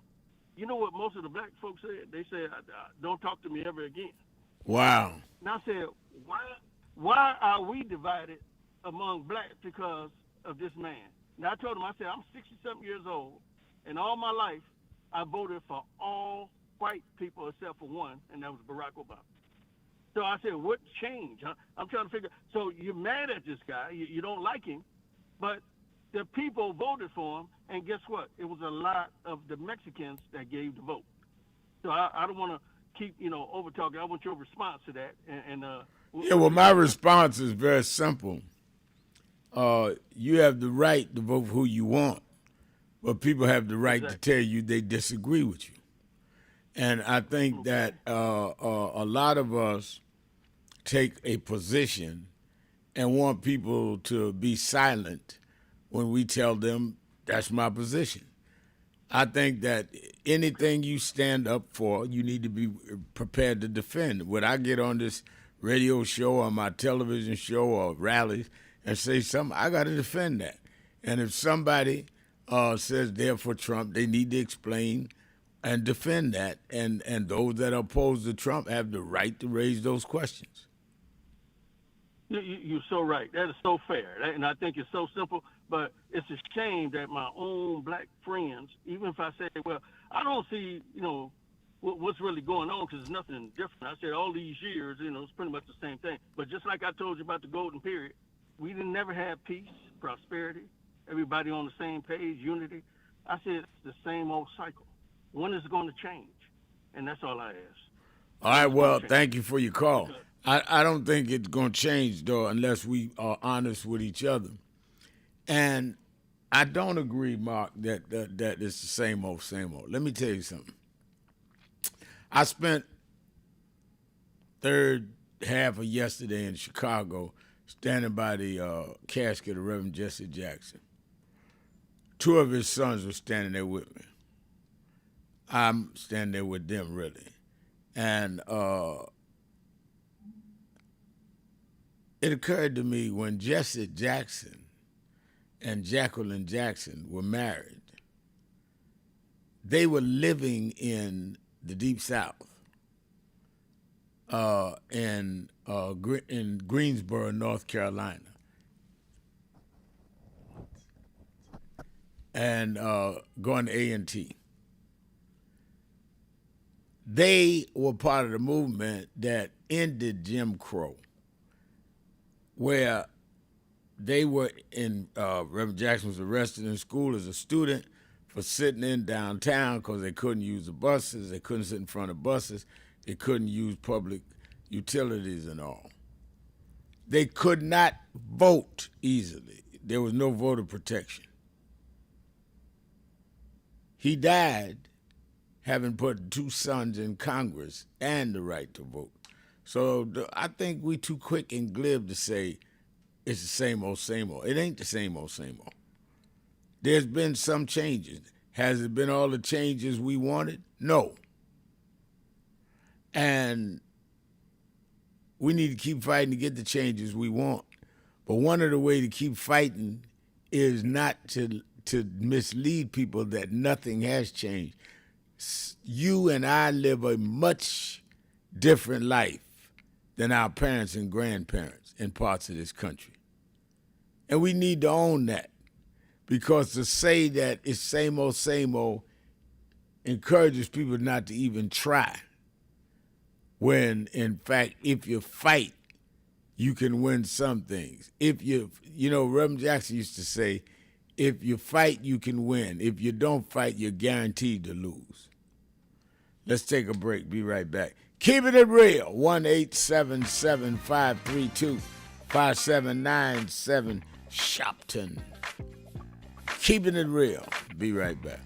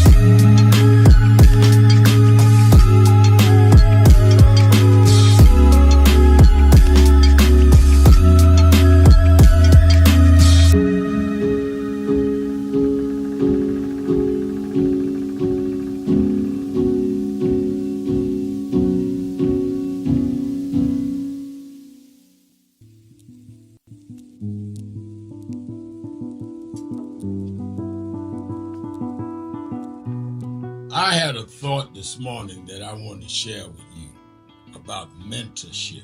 I am able to do a lot of what I do because I had great mentors, but there are correct ways and incorrect ways to mentor people, in my opinion. I was mentored as a boy preacher by Bishop F.D. Washington, one of the great Pentecostal preachers of his time. Then Reverend William Jones became my pastor after Bishop Washington died, who was unquestionably in the top 5 black church ministers, theologians. Reverend Jesse Jackson, who I started my activism under his leadership, he and Reverend Jones. And I learned politics directly as a youth director from Shirley Chisholm. So even though I didn't finish college, I had the most unique education in the world from being exposed to giants. But the one thing I learned is as I grew older and people started coming younger than me and wanted me to teach and mentor them, the magic of the mentors I had is they did not want me to be their clone. They wanted me to learn things from them and use my own gifts and talent in my own unique way and let me do things on my own, because they knew that if I flopped in some things, it would teach me for the other things. They'll come and help me once I was down, but they were not going to have me avoid being down. And they were not going to impose themselves on me. Why am I saying that? Because too many mentors want clones, and too many mentees want their mentors to put them on a pedestal. Oh, so-and-so didn't do this for me. Oh, so-and-so didn't open doors for me. If they gotta open doors for you, it may mean that they knew you weren't ready to go through those doors. Their job is to prepare you. Your job is to develop your own skills, your own unique ways. And I don't care if it's my daughters, who both have come into their home, or anyone else. I'm not a talent agent. I did not form National Action Network to give people their step up. I formed it to fight for justice for everybody. If talented people get in, it's my job to invest and give them a platform. It's their job to get on the platform and perform and show their ability. Sitting with me today in the office as I talk about is one of my mentees, Reverend Stephen Marshall. Now, Stephen, you just came around us when you were how old? 11 years old. 11 years old. You just turned 40 and now you're called to the ministry? Yes, sir. And what do you do in National Action Network? I formulate policies, lead in various regions, but most importantly, I senior advisor to you on all things from social justice strategies, politics, intergovernmental affairs, you name it, community organizing, all of that stuff. And I could go through scores of others. My daughters started Huddle. They got Huddles now, which is for young people to meet once a week all over the country. I just saw the video from the Las Vegas National Action Network chapter. Now, when you decided to preach, did I ever tell you to become a preacher? Not one time. Who called you to preach? The Lord. All right. And did I say go to this school or that school? No, sir. Did I open this door, that door? Did I tell you be ready when the doors open? Always be ready and prepared. And that's what I'm saying. Get you some young people than you that you can help along the way. But don't be their talent agent. Their talent must speak for themselves. And anybody that grumbles with you about so-and-so didn't do something for them, maybe it's because they didn't feel you were ready, or that they felt if they did it, you wouldn't do it on your own. But we all don't live forever. I want the next generation to speak of me, of National Action Network, and others, the way I speak of Reverend Jones and Bishop Washington and Shirley Chisholm and Reverend Jackson.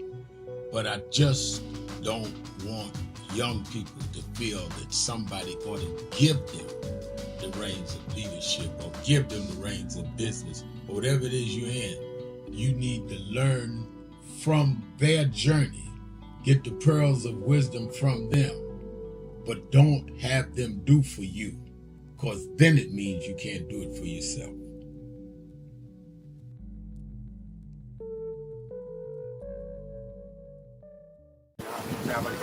We have a short visit today, so we just wanted to greet you all and thank you for allowing us in. Yes, sir. We were cool. Yeah, we was here. They were on the plantation. Our family was on the plantation. Wow. And that's, of course, that's the slave house. That's one of the slave houses. sir. It's been 13 years. That's right. Good to How see you you. been? Doing fine. Good.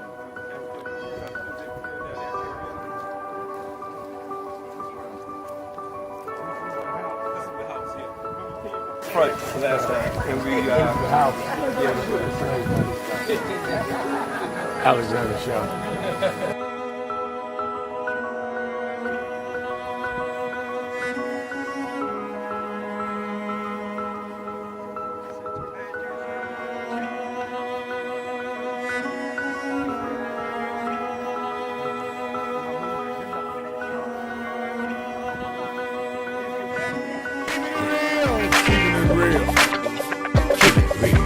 I am your host, Reverend Al Sharpton, and we're back.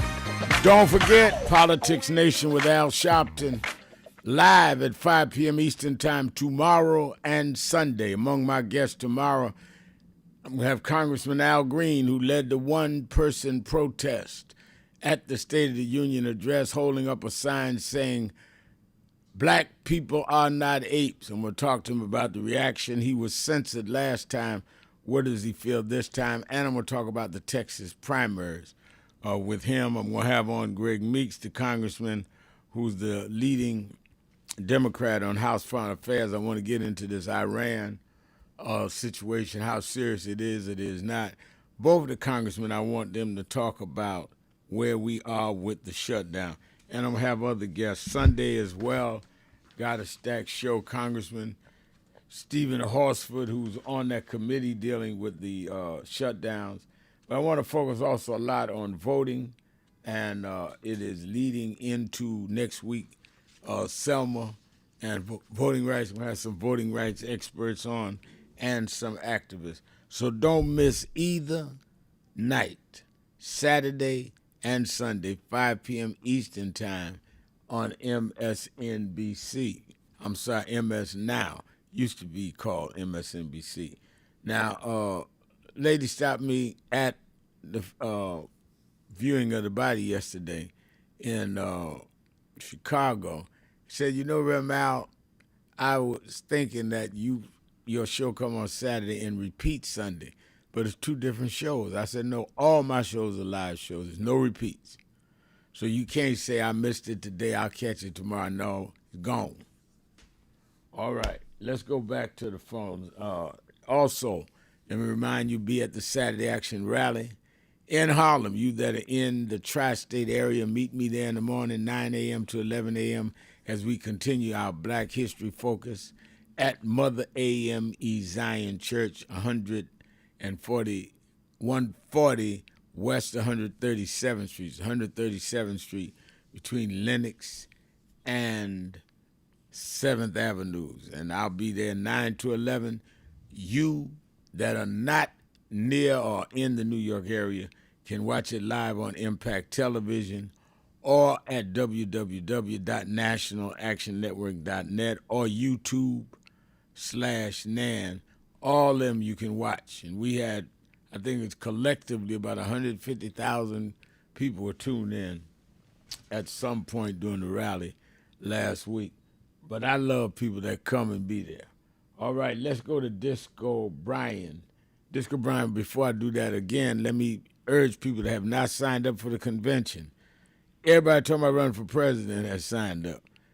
Make sure that you sign up at www.nationalactionnetwork.net or call the toll-free number at 1-877-626-4651, 1-877-626-4651. Michael Watson Jr. saying Bishop Michael Watson Jr. is the Vice President of Religious Affairs, Baltimore National Action Network, but he's watching us from Atlanta. Well, thank you, Bishop, and thank you for your work with us. I'm certainly hopeful to see you at the convention. All right, Disco Brian, go ahead. Philadelphia, WURD. Rev, thank you so much for the moral clarity.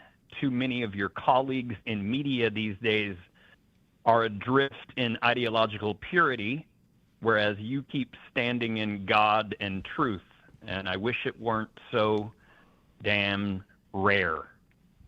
Also, thank you, Cardi B, for openly endorsing the only candidate to vote for in Texas, Jasmine Crockett, by the way.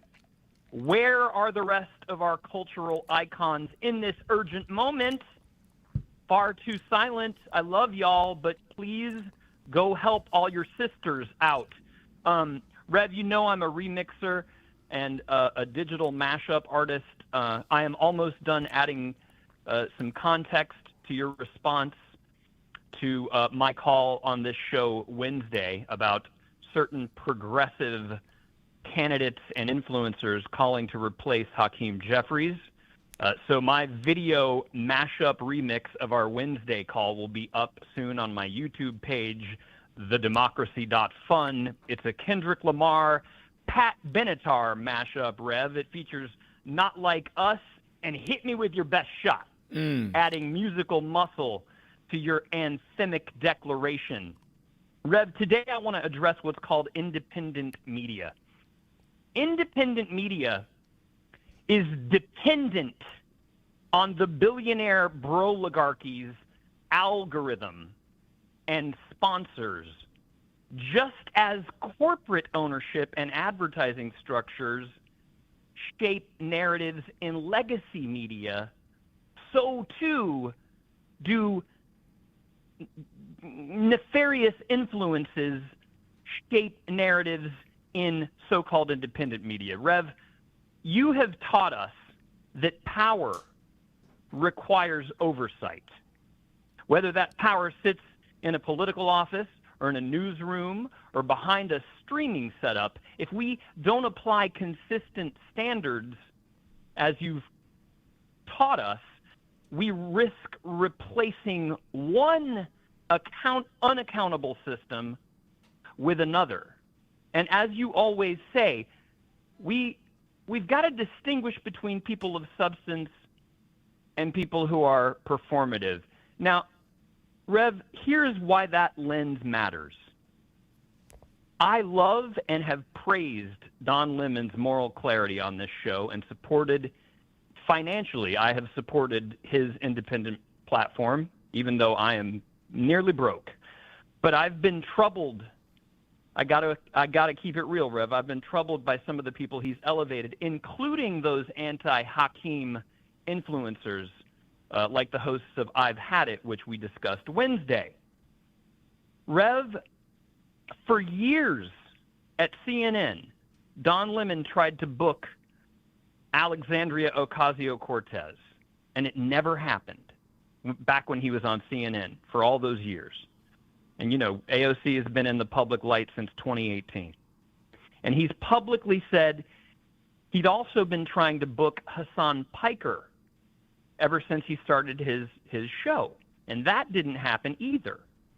But, Rev, after Don Lemon was arrested and became a visible target of Trump, guess what? Suddenly both AOC and her friend Hassan Piker both appeared on Don Lemon's show. So through your substance versus performative lens, it raises a fair question. Are alliances forming around principle or around visibility and momentum? Because Hassan Piker, as I've told you, Rev, has a documented record of inflammatory rhetoric toward women, toward Jewish communities, black people, toward critics. He joked alongside that bigot comedian Theo Vaughn about how racism used to be so easy. He melted down when his black viewers asked him about humanitarian concerns in Sudan. All of this stuff is searchable, Rev.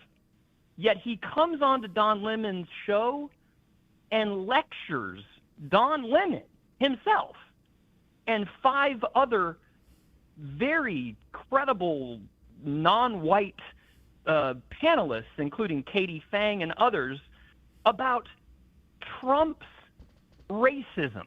Yeah. So my point isn't to relitigate personalities, Rev. It's about standards. If independent media wants moral authority over legacy media, then influential streamers shouldn't they face the same scrutiny as cable anchors, Rev? Yep. No question about it. And see, I think that we get caught up, as I said, in the catchword or the slogan. One is corporate media, the other is free media. But a lot of free media is owned by younger corporations. They're still under the same thing of you're going to have to be influenced to some degree unless you have an independent notoriety. You're going to be influenced by your management. That's just as they used to sing the song, that's the way of the world, until we change it. Let me go to message board. Tricia, 1989 says, I thought requiring an ID was no big deal until I worked on Virginia Eastern Shore and people was by midwife, sometimes with error, unable to correct, and in Texas, someone's wallet was stolen and can't be reassigned. No, it is absolutely a problem. Many don't have birth certificates. Many don't have passports because they don't travel international. It is scientifically proven that it will have a disproportionate impact on blacks, which is why it's set up in the first place, in my judgment. No question about it. Let's take a break. We'll be right back. Keeping it real. Exhale Friday. Be right back. Hi, this is Reverend Al Sharpton for the month of February, Black History Month. The Saturday Action Rally will be at Mother AME Zion Church, 137th Street, between Lenox and 7th Avenues from 9 a.m. to 11 a.m. We're glad as we transition into our new headquarters. Our 4 Saturdays of Black History Month, we'll be doing those rallies at Mother AME Zion. Stand on historic ground, holy ground, where Frederick Douglass spoke, where Madam C.J. Walker was funeralized, where Sojourner Truth had a Underground Railroad come through. I'm so excited about being there as it prepares us to move on to our new headquarters. Let's go back and stand on the rock that our people stood on for decades.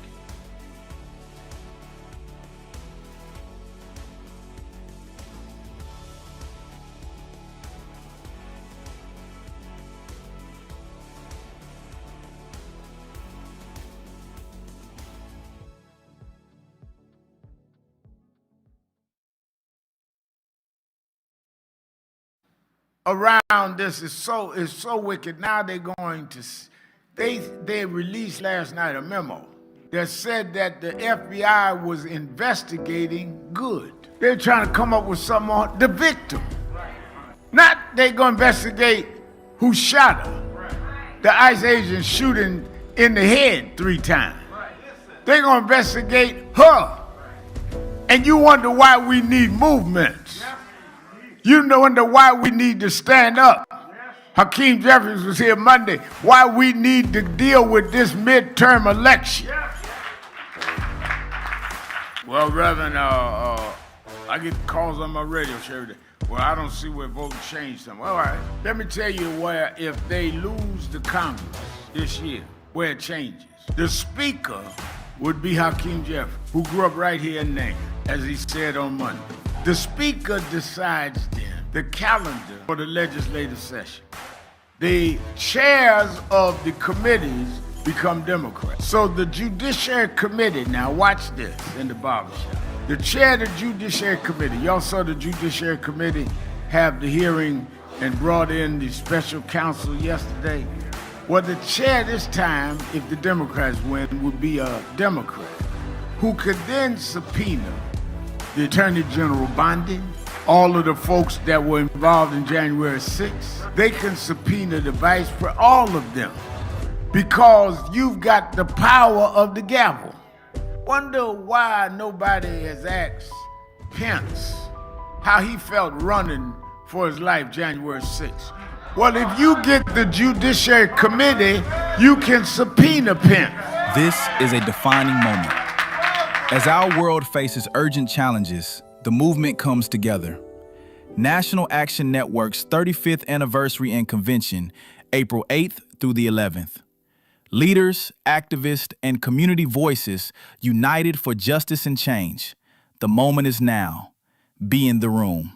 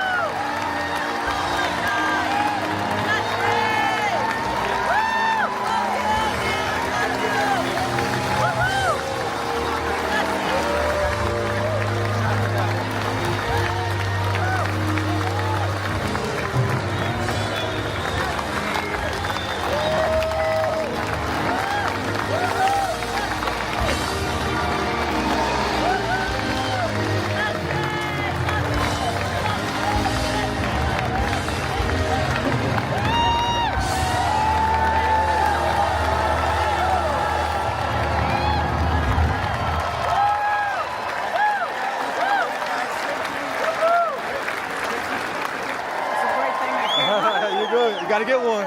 Excuse me, guys. Excuse me.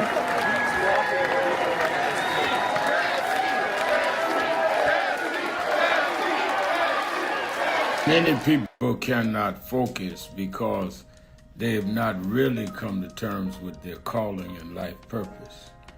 In order to focus, you must also be clear on what you're focusing on. So if you're not clear on your purpose, if you're not clear on your life's calling, then focus on seeking that.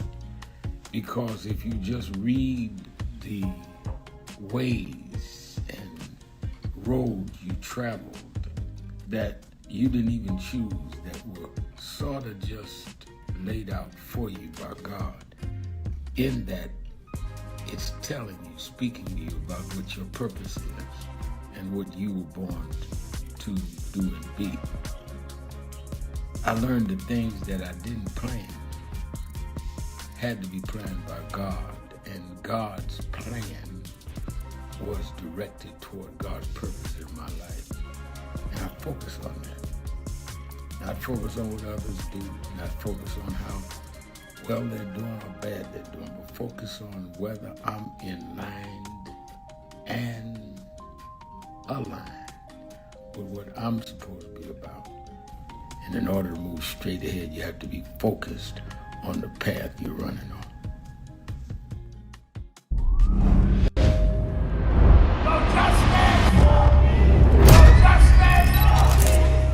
62 years ago today, Martin marched in Washington. 62 years later, the dream is not dead.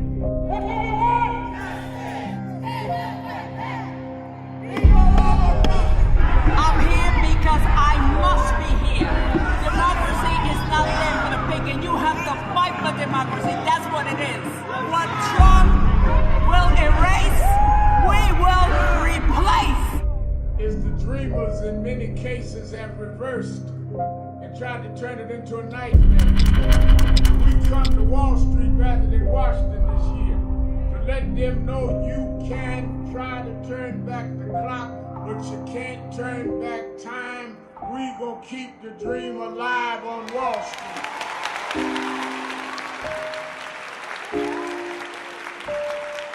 It's been a long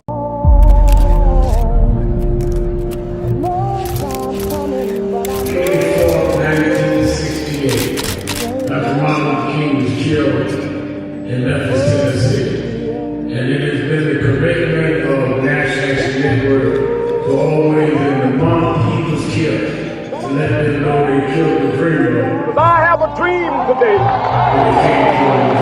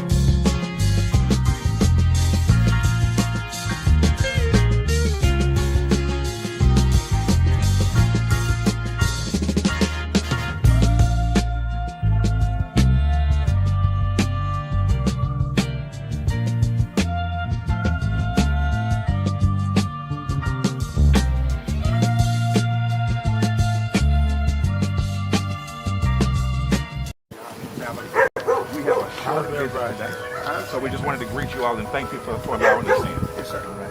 We were cool. Yeah. We was here. They were on the plantation. Our family was on the plantation. Wow. And that's, of course, that's the slave house. It was one of the slave houses. Sir, it's been 13 years. That's right. Good to How see you you. been? Doing fine. Good.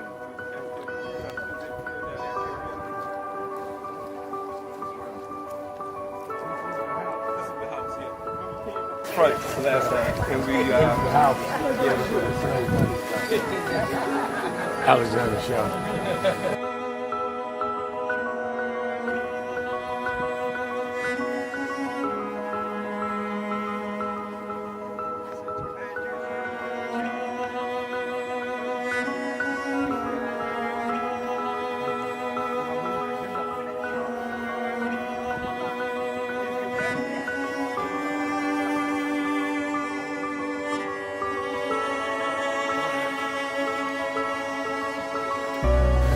How many slaves were staying there? I have no idea.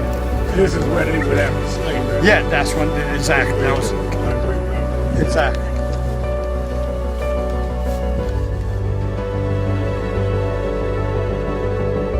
Keeping it real. I'm your host, Reverend Sharpton, and we're back. Exhale Friday. Let's go to Keith in Atlanta, Georgia. Keith, you're keeping it real with Al Sharpton.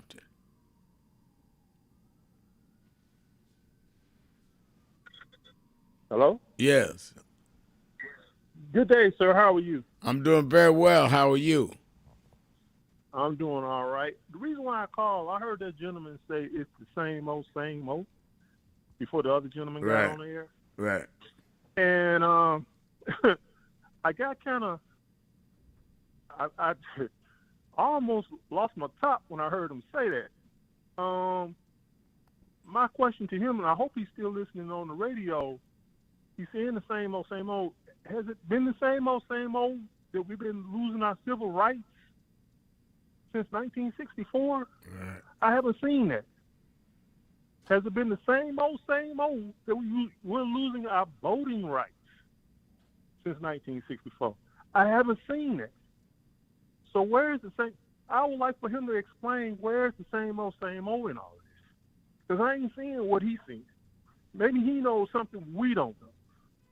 Because I ain't seeing that. No, I haven't A lot either. of people, black people are losing their jobs at an exponential rate in comparison to our white counterparts. Right. That's not the same old. That's right. Where is he getting his information? No, that's why I had to respond as well. That it's not accurate on the positive or the negative. It is not. No, sir. No, sir. And as a matter of fact, what I'd like to know from him, what is he doing to change?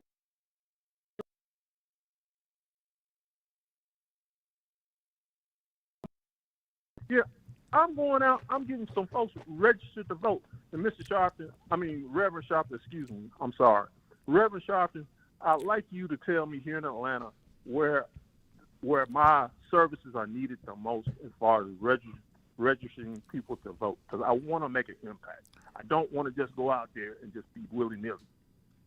I definitely could tell you, we have an office of National Action Network right there in Atlanta. You go see Ms. Edith. They are beginning right now to deal with how we're going to register voters. Okay. You have a primary there you have an election there, Senate race there this year. We need your help. Damon Byam, all of them at the office. Just go to NAN. Hold on a minute. They'll give you all the information. And call there and let's get busy. And I want to ask that gentleman that called you to say it's just the same old. I'm inviting you to come out with me. I love it. Or I'm inviting you to come out and do something for it to stop being the same old. Love it. I love it. That's exactly right. Thank you sir. for your call, Keith. And I'll tell them to expect your call, National Action Network in Atlanta, Georgia. And thank you for your call. I think that is a really, really good call because I think that you could hear the emotion that he exactly is got the same feeling I have, and that is, you must have missed the last I don't know how long, because we have done a lot of different things. Not everything we wanted, but it's not the same old, same old. In fact, let me also say, keep the number to the Atlanta office is area code 678-732-0405. 678-732-0405. And tell them you talk to me on the air and you want to get busy.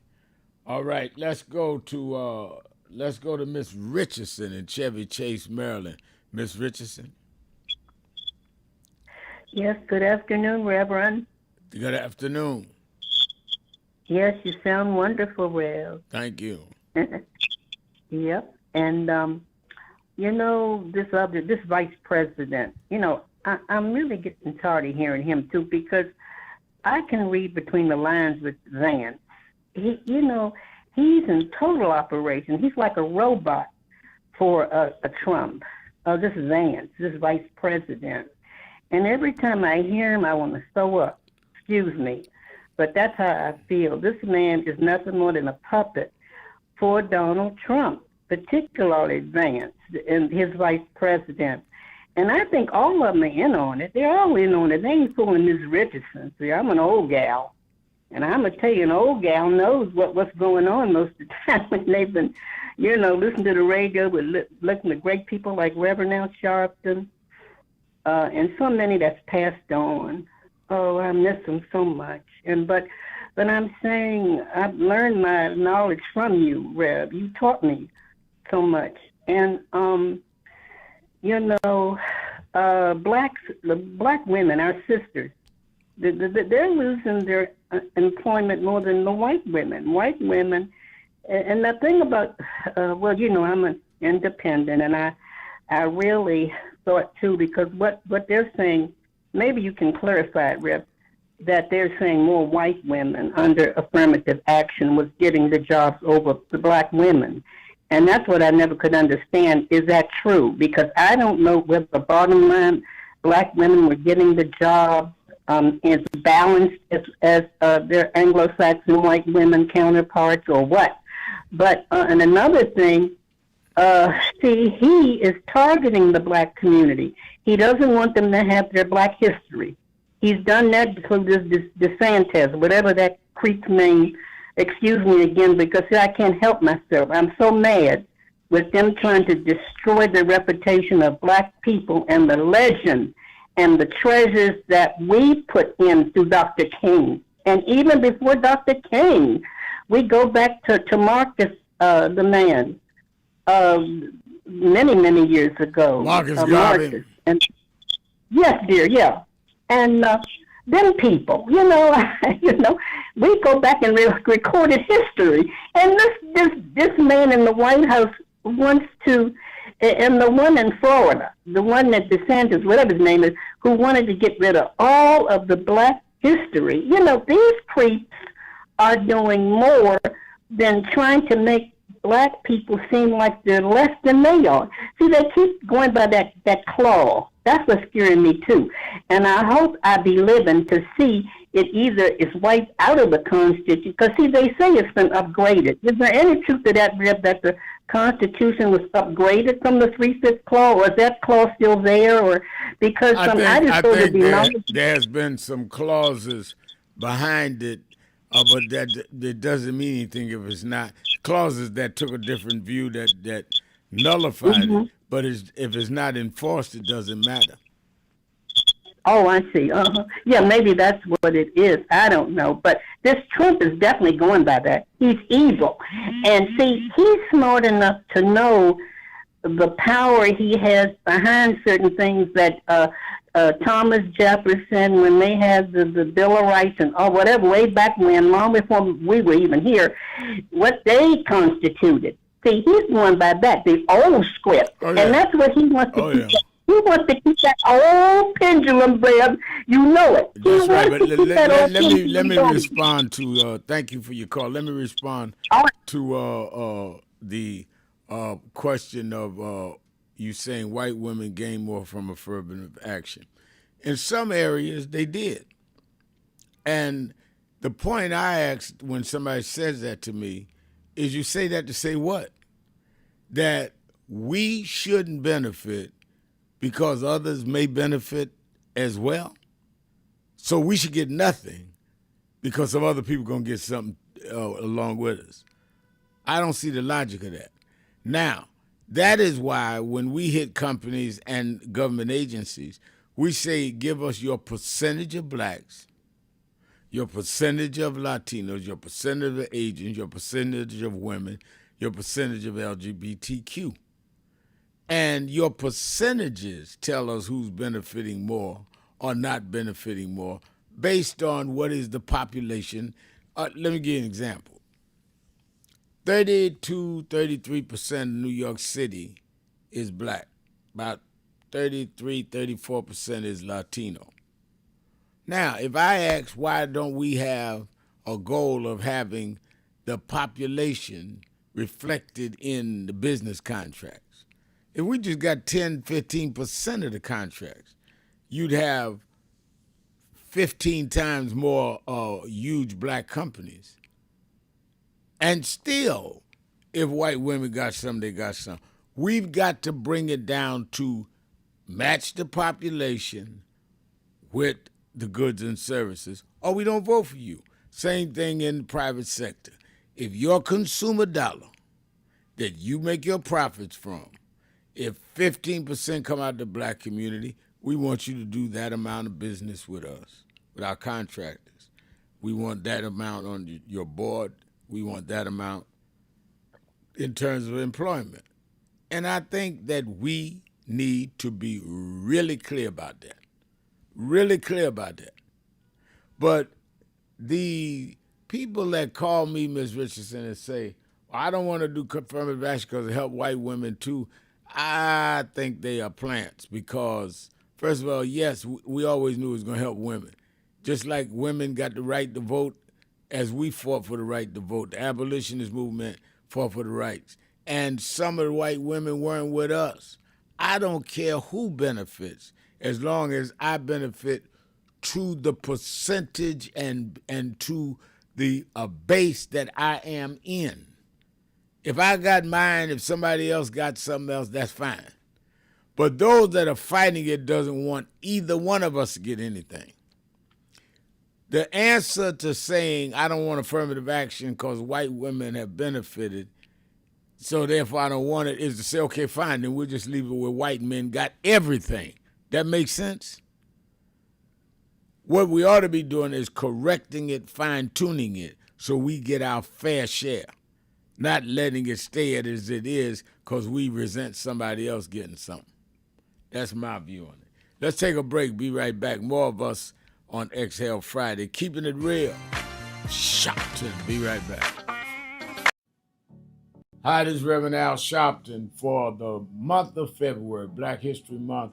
The Saturday Action Rally will be at Mother AME Zion Church, 137th Street, between Lenox and 7th Avenues from 9 a.m. to 11 a.m. We're glad as we transition into our new headquarters.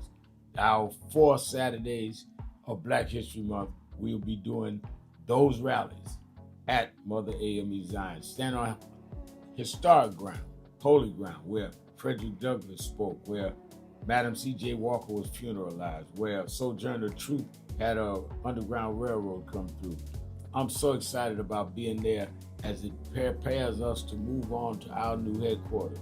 Let's go back and stand on the rock that our people stood on for decades.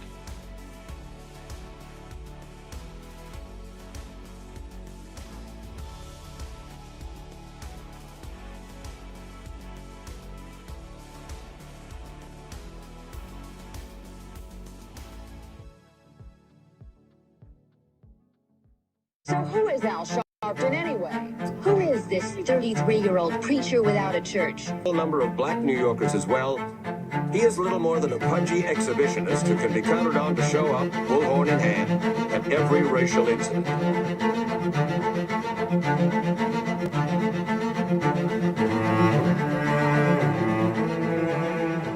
I often quote Mark Twain saying, the two most important moments in life is the moment you are born and the moment you find out why you were born. I had a very troubling conversation the other day that prompted me to do this little video. Young man that I've known a while came to me and he was crushed. I mean, really crushed, because people were criticizing his work. He's in the ministry, but he's also an actor. And he said he couldn't understand why people were jumping all over, criticizing him, trying to find scandalous and derogatory things about him.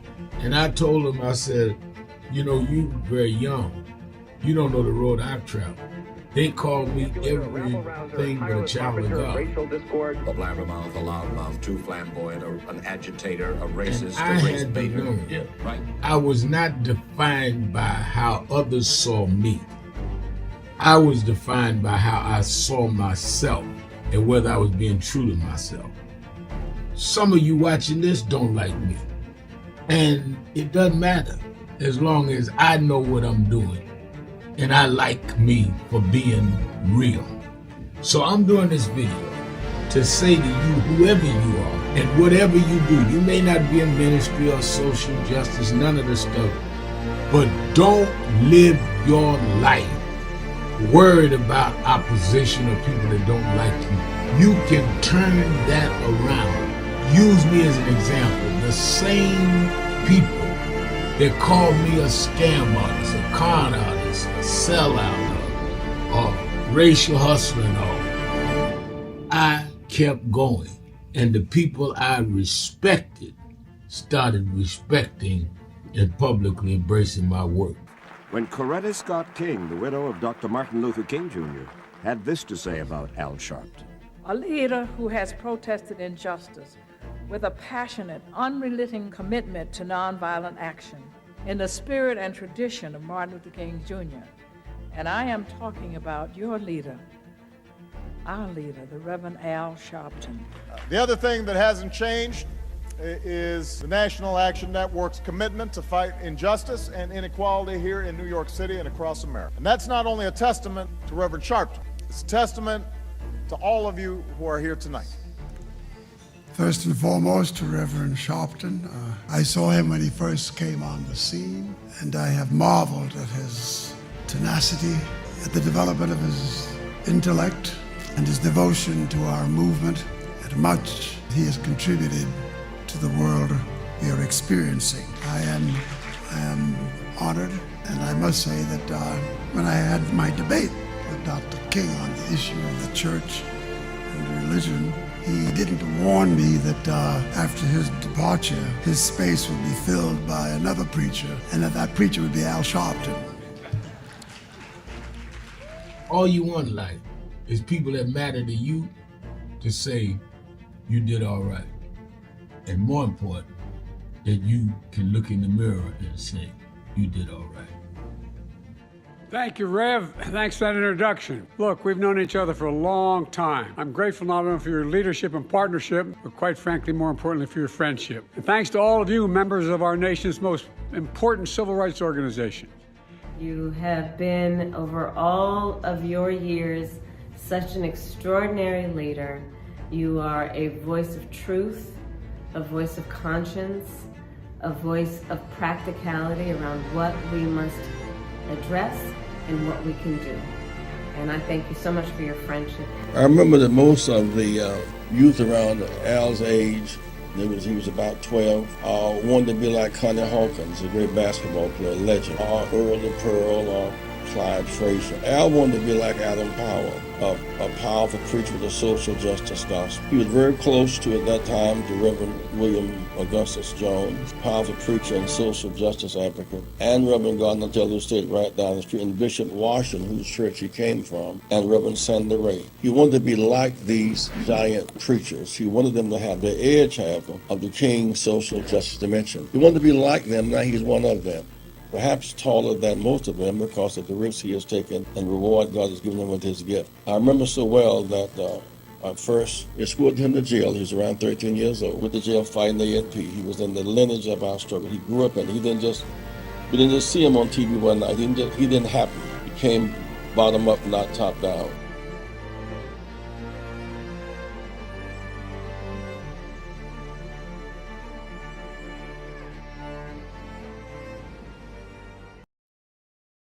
It's been a long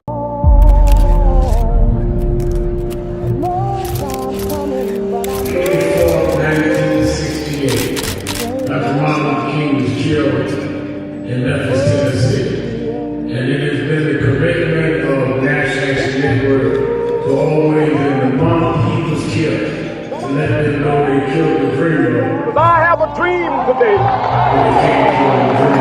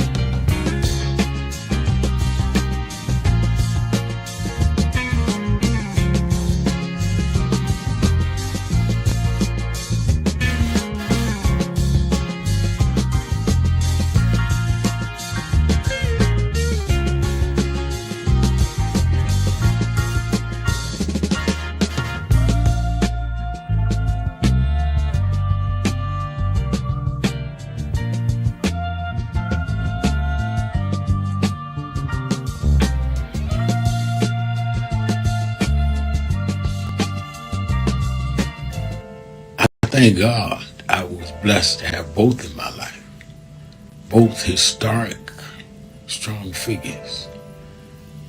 But if I misused them and listened to not only figures that are not as historic as them, but figures that had nothing to do with the calling and purpose of my life, I would live confused. I'd be double-minded. I'm clear. And what I want you to do is be clear. Clear on who you are, why you are. And a lot of that will be exposed to you and others by who you are around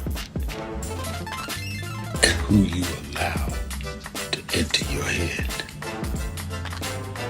Keep people at a distance that only have a distant and unclear vision of who you are and who you are supposed to be.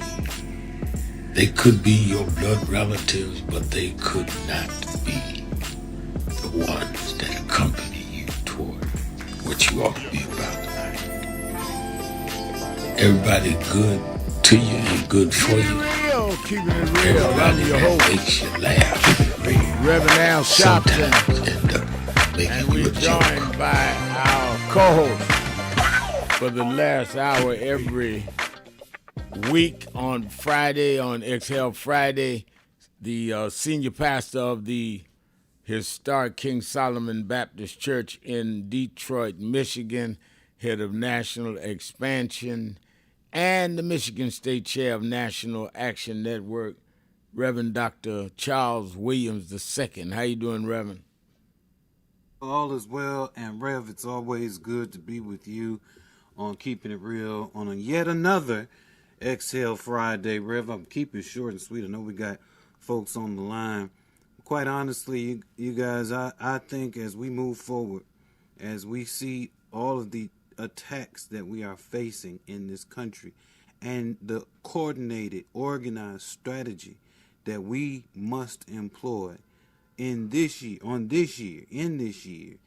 I want to ask you,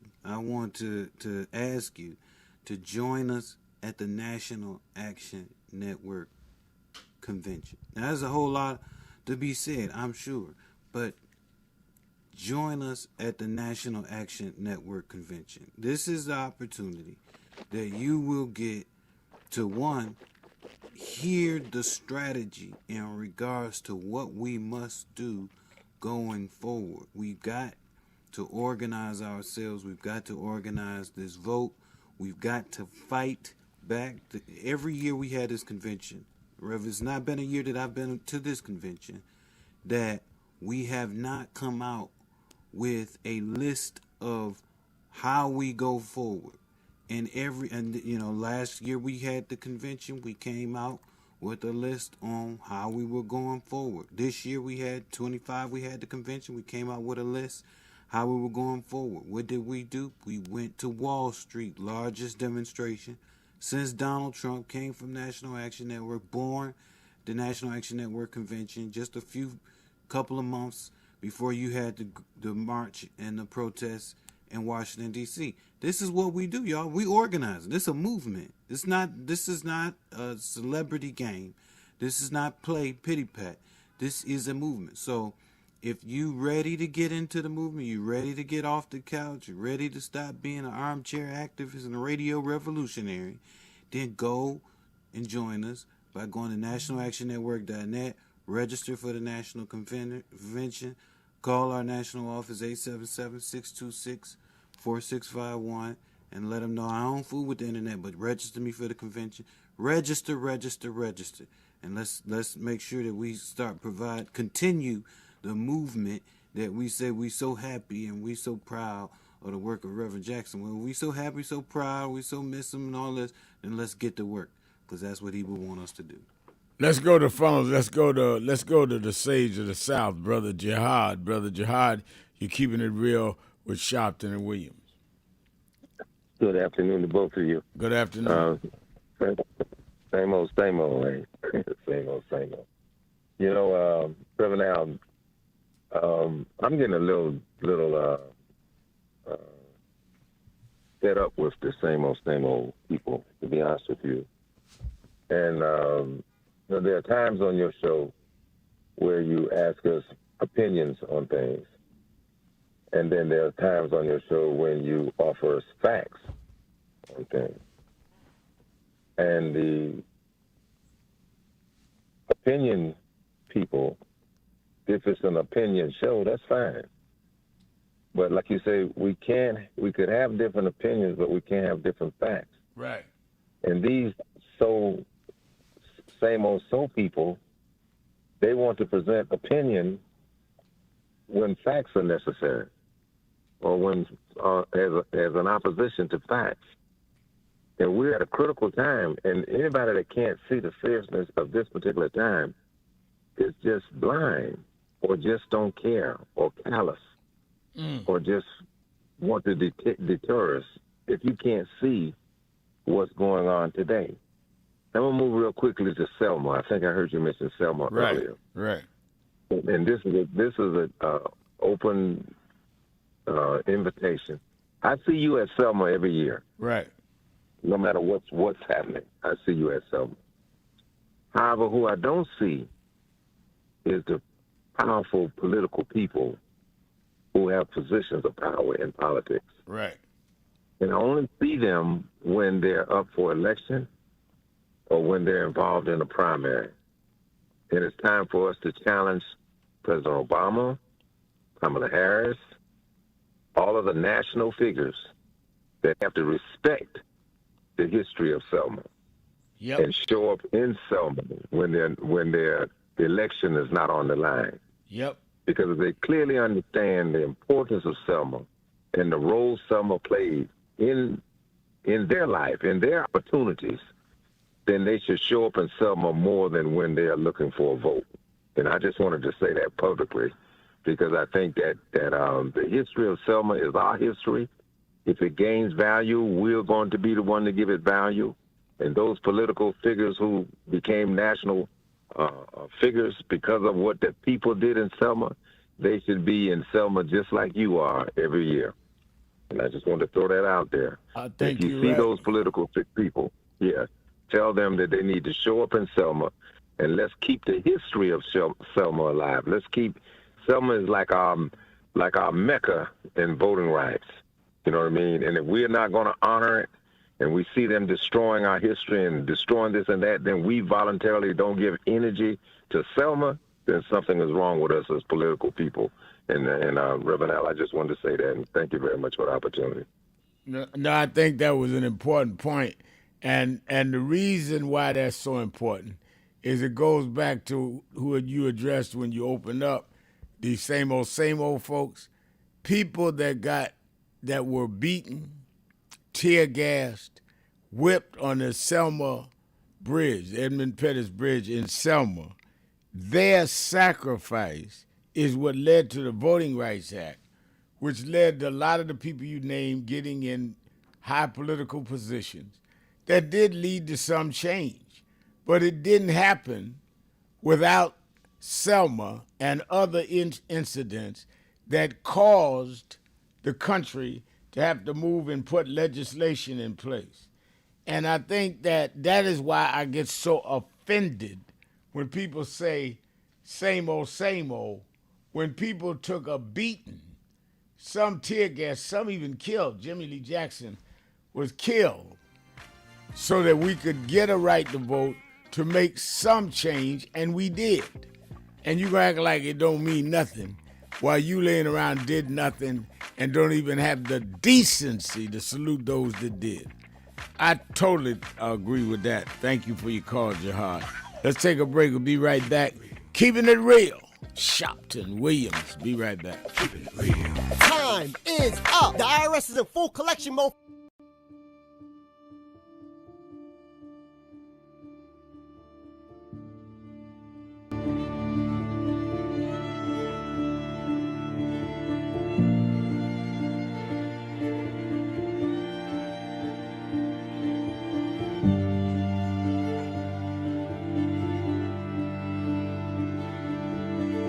Robert Culp used to do a show with Bill Cosby, I Spy, and he did a documentary on breadbasket, Robert Culp. Oh, wow. You need to see that documentary. It's great. Absolutely. I lived this. I didn't read this. I was there. You true to this? I'm true to this. Not new to this. I ain't new to this. Vote to phone Troy. He was, Jack O'Dell was one of the guys that Kennedy warned Dr. King about. Say he was communist. Jack O'Dell and Stanley Levinson. And Reverend brought him in. Nobody else in the movement would deal with Jack. Reverend brought him in. Oh, yeah. Sure. Just her. Just her. But there's stories behind all of it. It didn't just happen. But I am somebody. I may be on welfare, but I am somebody. I may be in jail, but I am somebody. I may be an educator, but I am somebody. I am black, beautiful, proud. I must be respected.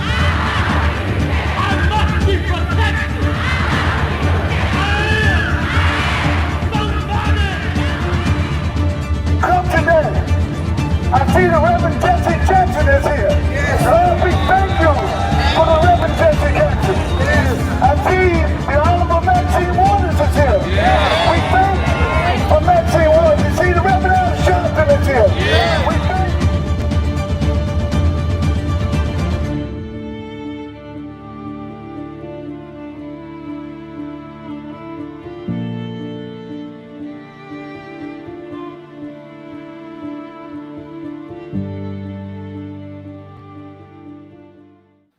Around this is so wicked. Now they're going to, they released last night a memo that said that the FBI was investigating good. They're trying to come up with something on the victim.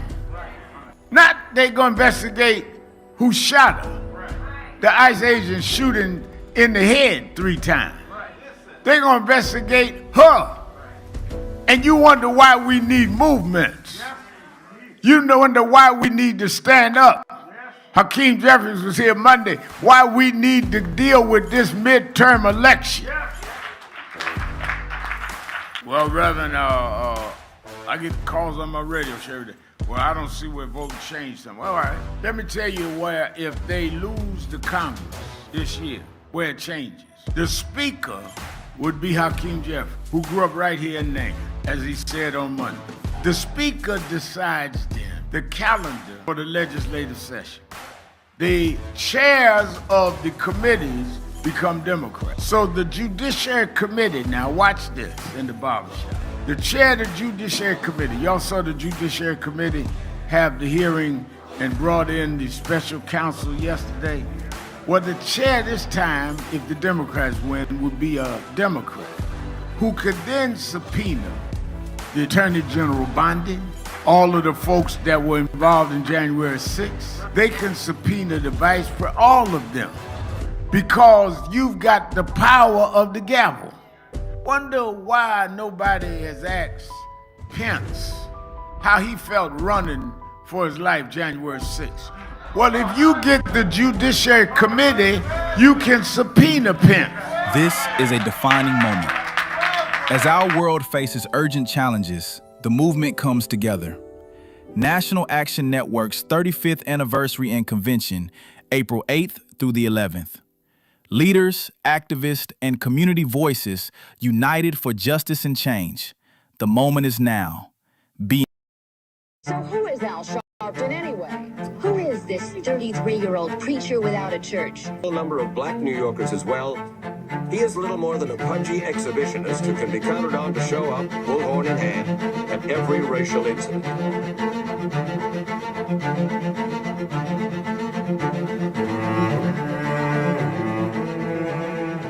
I often quote Mark Twain saying, the two most important moments in life is the moment you are born and the moment you find out why you were born.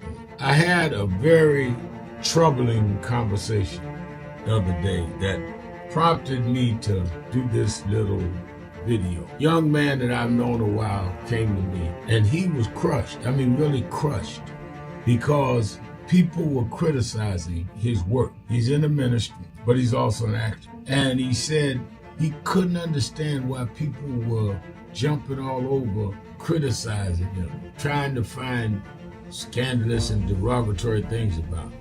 And I told him, I said, you know, you're very young. You don't know the road I've traveled. They call me everything but a child of God. Racial discord, a blabbermouth, a loudmouth, too flamboyant, an agitator, a racist, I a race had to baiter. learn. Yeah, right. I was not defined by how others saw me. I was defined by how I saw myself and whether I was being true to myself. Some of you watching this don't like me.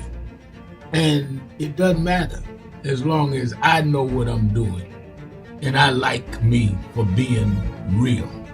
So I'm doing this video to say to you, whoever you are and whatever you do, you may not be in ministry or social justice, none of this stuff, but don't live your life worried about opposition or people that don't like you.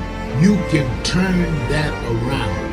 Use me as an example. The same people that call me a scam artist, a con artist, a sellout, or racial hustler and all, I kept going.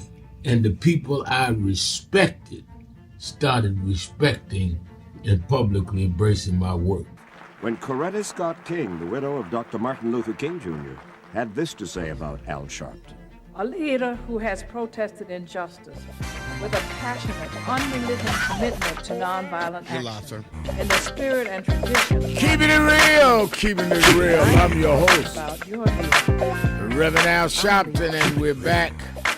1-877-532-5797 or message board at www.nationalactionnetwork.net.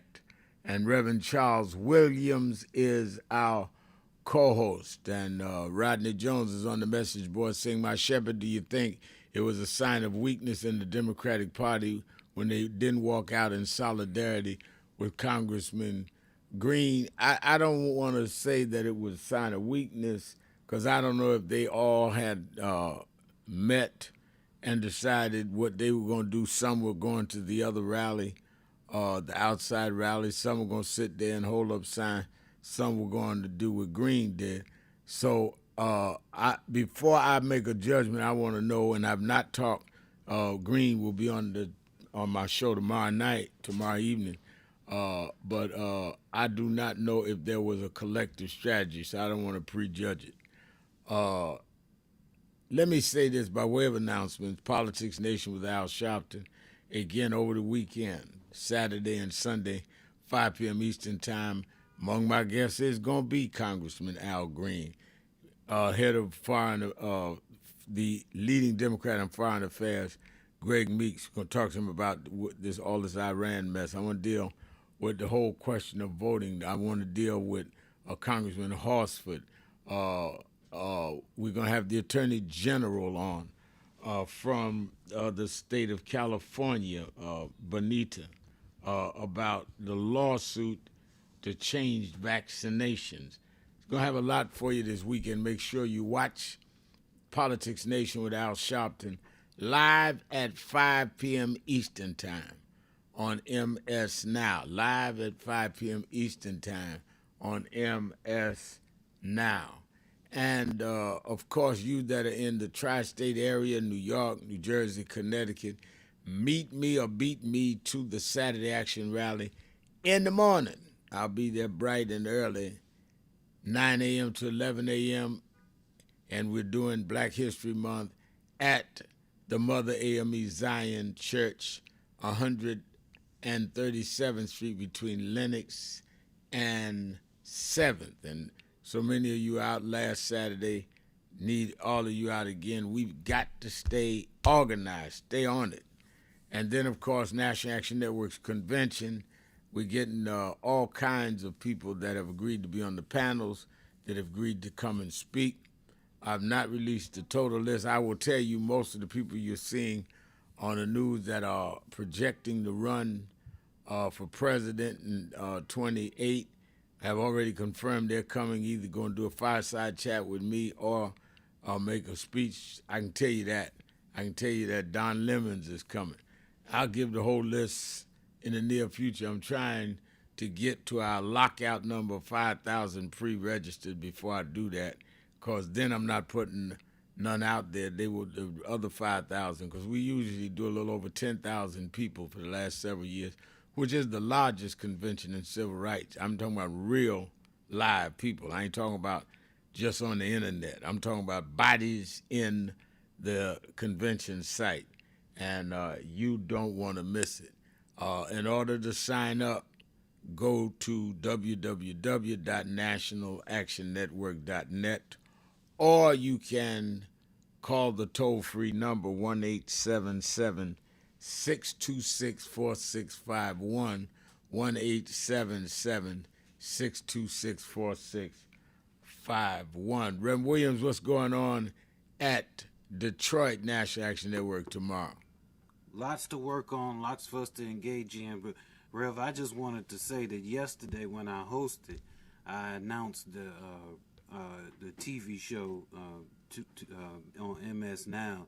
And I told him, I said, I don't know who Rev's going to have, but I could almost bet that Congressman Al Green. I said, but I don't know. I said, but I can almost bet. So I'm glad you confirmed exactly what I said, because Politics Nation, I mean, look, I ain't going to get into it, but Politics Nation is the show that we can look towards on the weekend for Black America, and we got to know that. And I appreciate that show and appreciate what you do. Tomorrow, 10 a.m. at the historic King Solomon Baptist Church, 6100 14th Street. We've got a host of guests that will be here with us tomorrow. We've got some folks who will be talking about community violence, interpersonal violence. We've got some folks who are going to be dealing with our strategy forward. And then those of you all who want to get on the plane or the bus that we will organize, and the flight that I'll be leaving on, headed into New York, and you want to get registered, Lori Parks and her team will be at the front door. They can get you registered for the convention. A lot to do, so make sure that you're there. We also plan on this year making a legislative visit to Lansing, our state capital, this year, so you want to make sure you sign up so you can be a part of that date. A lot going on. 10 a.m. Let's go back to the phone. Let's go to Cleveland. Cleveland, Ohio, and we have the president of the Greater Cleveland, Ohio chapter of National Action Network, the incomparable, invincible activist extraordinaire, Dr. Marcia McCoy. Honorable Reverend Dr. Professor, keeping it real, Al Sharpton. You were in Chicago again on yesterday, and now you're back in New York. You're here, you're there, you're everywhere. You are Energizer Bunny. They said you got more energy than the electric company. Train, boat. Are you there, Doctor? But Reverend Dr. Charles Williams II, you're the best for the Midwest. Thank you for being the wind beneath the wings of our founder and president, Reverend Al Sharpton, during this time as he pays homage to his mentor, the Reverend Jesse Jackson. Reverend Al, as of late February 2026, in honor of the life and legacy of civil rights leader Reverend Jesse Jackson Sr., Cuyahoga County Executive Chris Ronayne, our county exec, has ordered flags to be flown half-staff at all county buildings through March 7th. Cleveland, Ohio Mayor Justin Bibb and Cleveland City Council President Blaine Griffin has the flag at City Hall being flown half-staff as well. Bishop Cabinet and I were both present to hear those announcements. Bishop, it's mule time. Come on, Bishop. Dr. Al Sharpton. Yes, sir. Dr. Charles Williams. Yes, sir. Hold my mule, my brother. I got you. In the world of democracy lives a man of the people by the name of the Reverend Dr. Jesse Louis Jackson. In the world of autocracy and authoritarianism and dictatorship stands the rabid, bigoted, convicted felon, racist of the world, Donald J. Trump, and his fellow bigots, J.D. Vance, and Speaker of the House, Mike Johnson. Check this out. In 1984, at the Democratic National Convention in San Francisco, the Reverend Dr. Jesse Jackson spoke these eloquent words, and I quote, "Our flag is red, white, and blue, but our nation is rainbow, red, yellow, brown, black, and white, and we're all precious in his sight." He said, "America is not a blanket, one piece of unbroken cloth, the same color, the same texture, the same size. America is more like a quilt," he said. "Many patches, many pieces, many colors, many sizes, all woven and held together by a common thread of decency and dignity." He vociferously argued that democracy should include and embrace the desperate, the damned, the disinherited, the disrespected, and the disposed. He said our mission as a nation should be to feed the hungry, clothe the naked, house the homeless, teach the illiterate, provide jobs for the jobless, and to choose the human race over the nuclear race. Contrarily, in the world of autocracy, authoritarianism, and the Mike Johnsons of the world, the message is of raw hatred, racism, bigotry, white supremacy, division, and anarchy. Its aim and purpose is to obliterate diversity, equity, and inclusion, espousing ignorance and destroying education, dividing people by race, color, and creed, sowing seeds of discord among nations, and demeaning people of African descent, and elevating the supremacy of white Christian nationalism. These degenerates spend 10 years with Jeffrey Epstein, raping and sex trafficking young girls as young as 14 years of age. These people lie and lie and lie like lying is the truth and the order of the day. 35,000 and still lying. They mock the disabled. They support insurrection against the government. They organize ICE brigades to harass, intimidate, instill fear, and kill innocent people at will. They build prisons for immigrants and arrest them without warrants and ship them off to foreign prisons without due process of the law. They defy legitimate Supreme Court orders and impose tariffs in spite of being ordered not to do so, which is in defiance to law and order, and an additional tax burden on people trying to just eat and sleep. They spread lies like Vance saying Haitians eating folks, people's dogs and cats in Springfield, Ohio, and Mike Johnson denying Jesse Jackson repose in the rotunda of the People's House for governmental people only, when non-governmental people like Rosa Parks and Reverend Billy Graham have lain in state. In this villainous, despicable, demonic, and diabolic world of the Trumps and Vances and Johnson, white privilege is pushed, promoted, promulgated, propagated, and equality, justice, and freedom for all others, especially black, Hispanic, and marginalized people, are denied the rights and opportunities of legitimate American citizens. This disingenuous crew pay whites to come to America and try arduously to ship our people of color. These people have no principle of character, no integrity, and no dignity. They are renegades for injustice, inequality, and degradation, supporting the Hitlers and the Stalins and the Putins of the world. These are the apes. Yeah. These are the apes. These are the authentic apes and the monkeys of the world. Okay. All right. Reverend Dr. Bishop Cavanis giving us our word for the week as we get ready to close down. Let me thank Reverend Charles Williams. Let me thank all of you that called in, listening, you that called in and couldn't get through, but hung in there anyhow.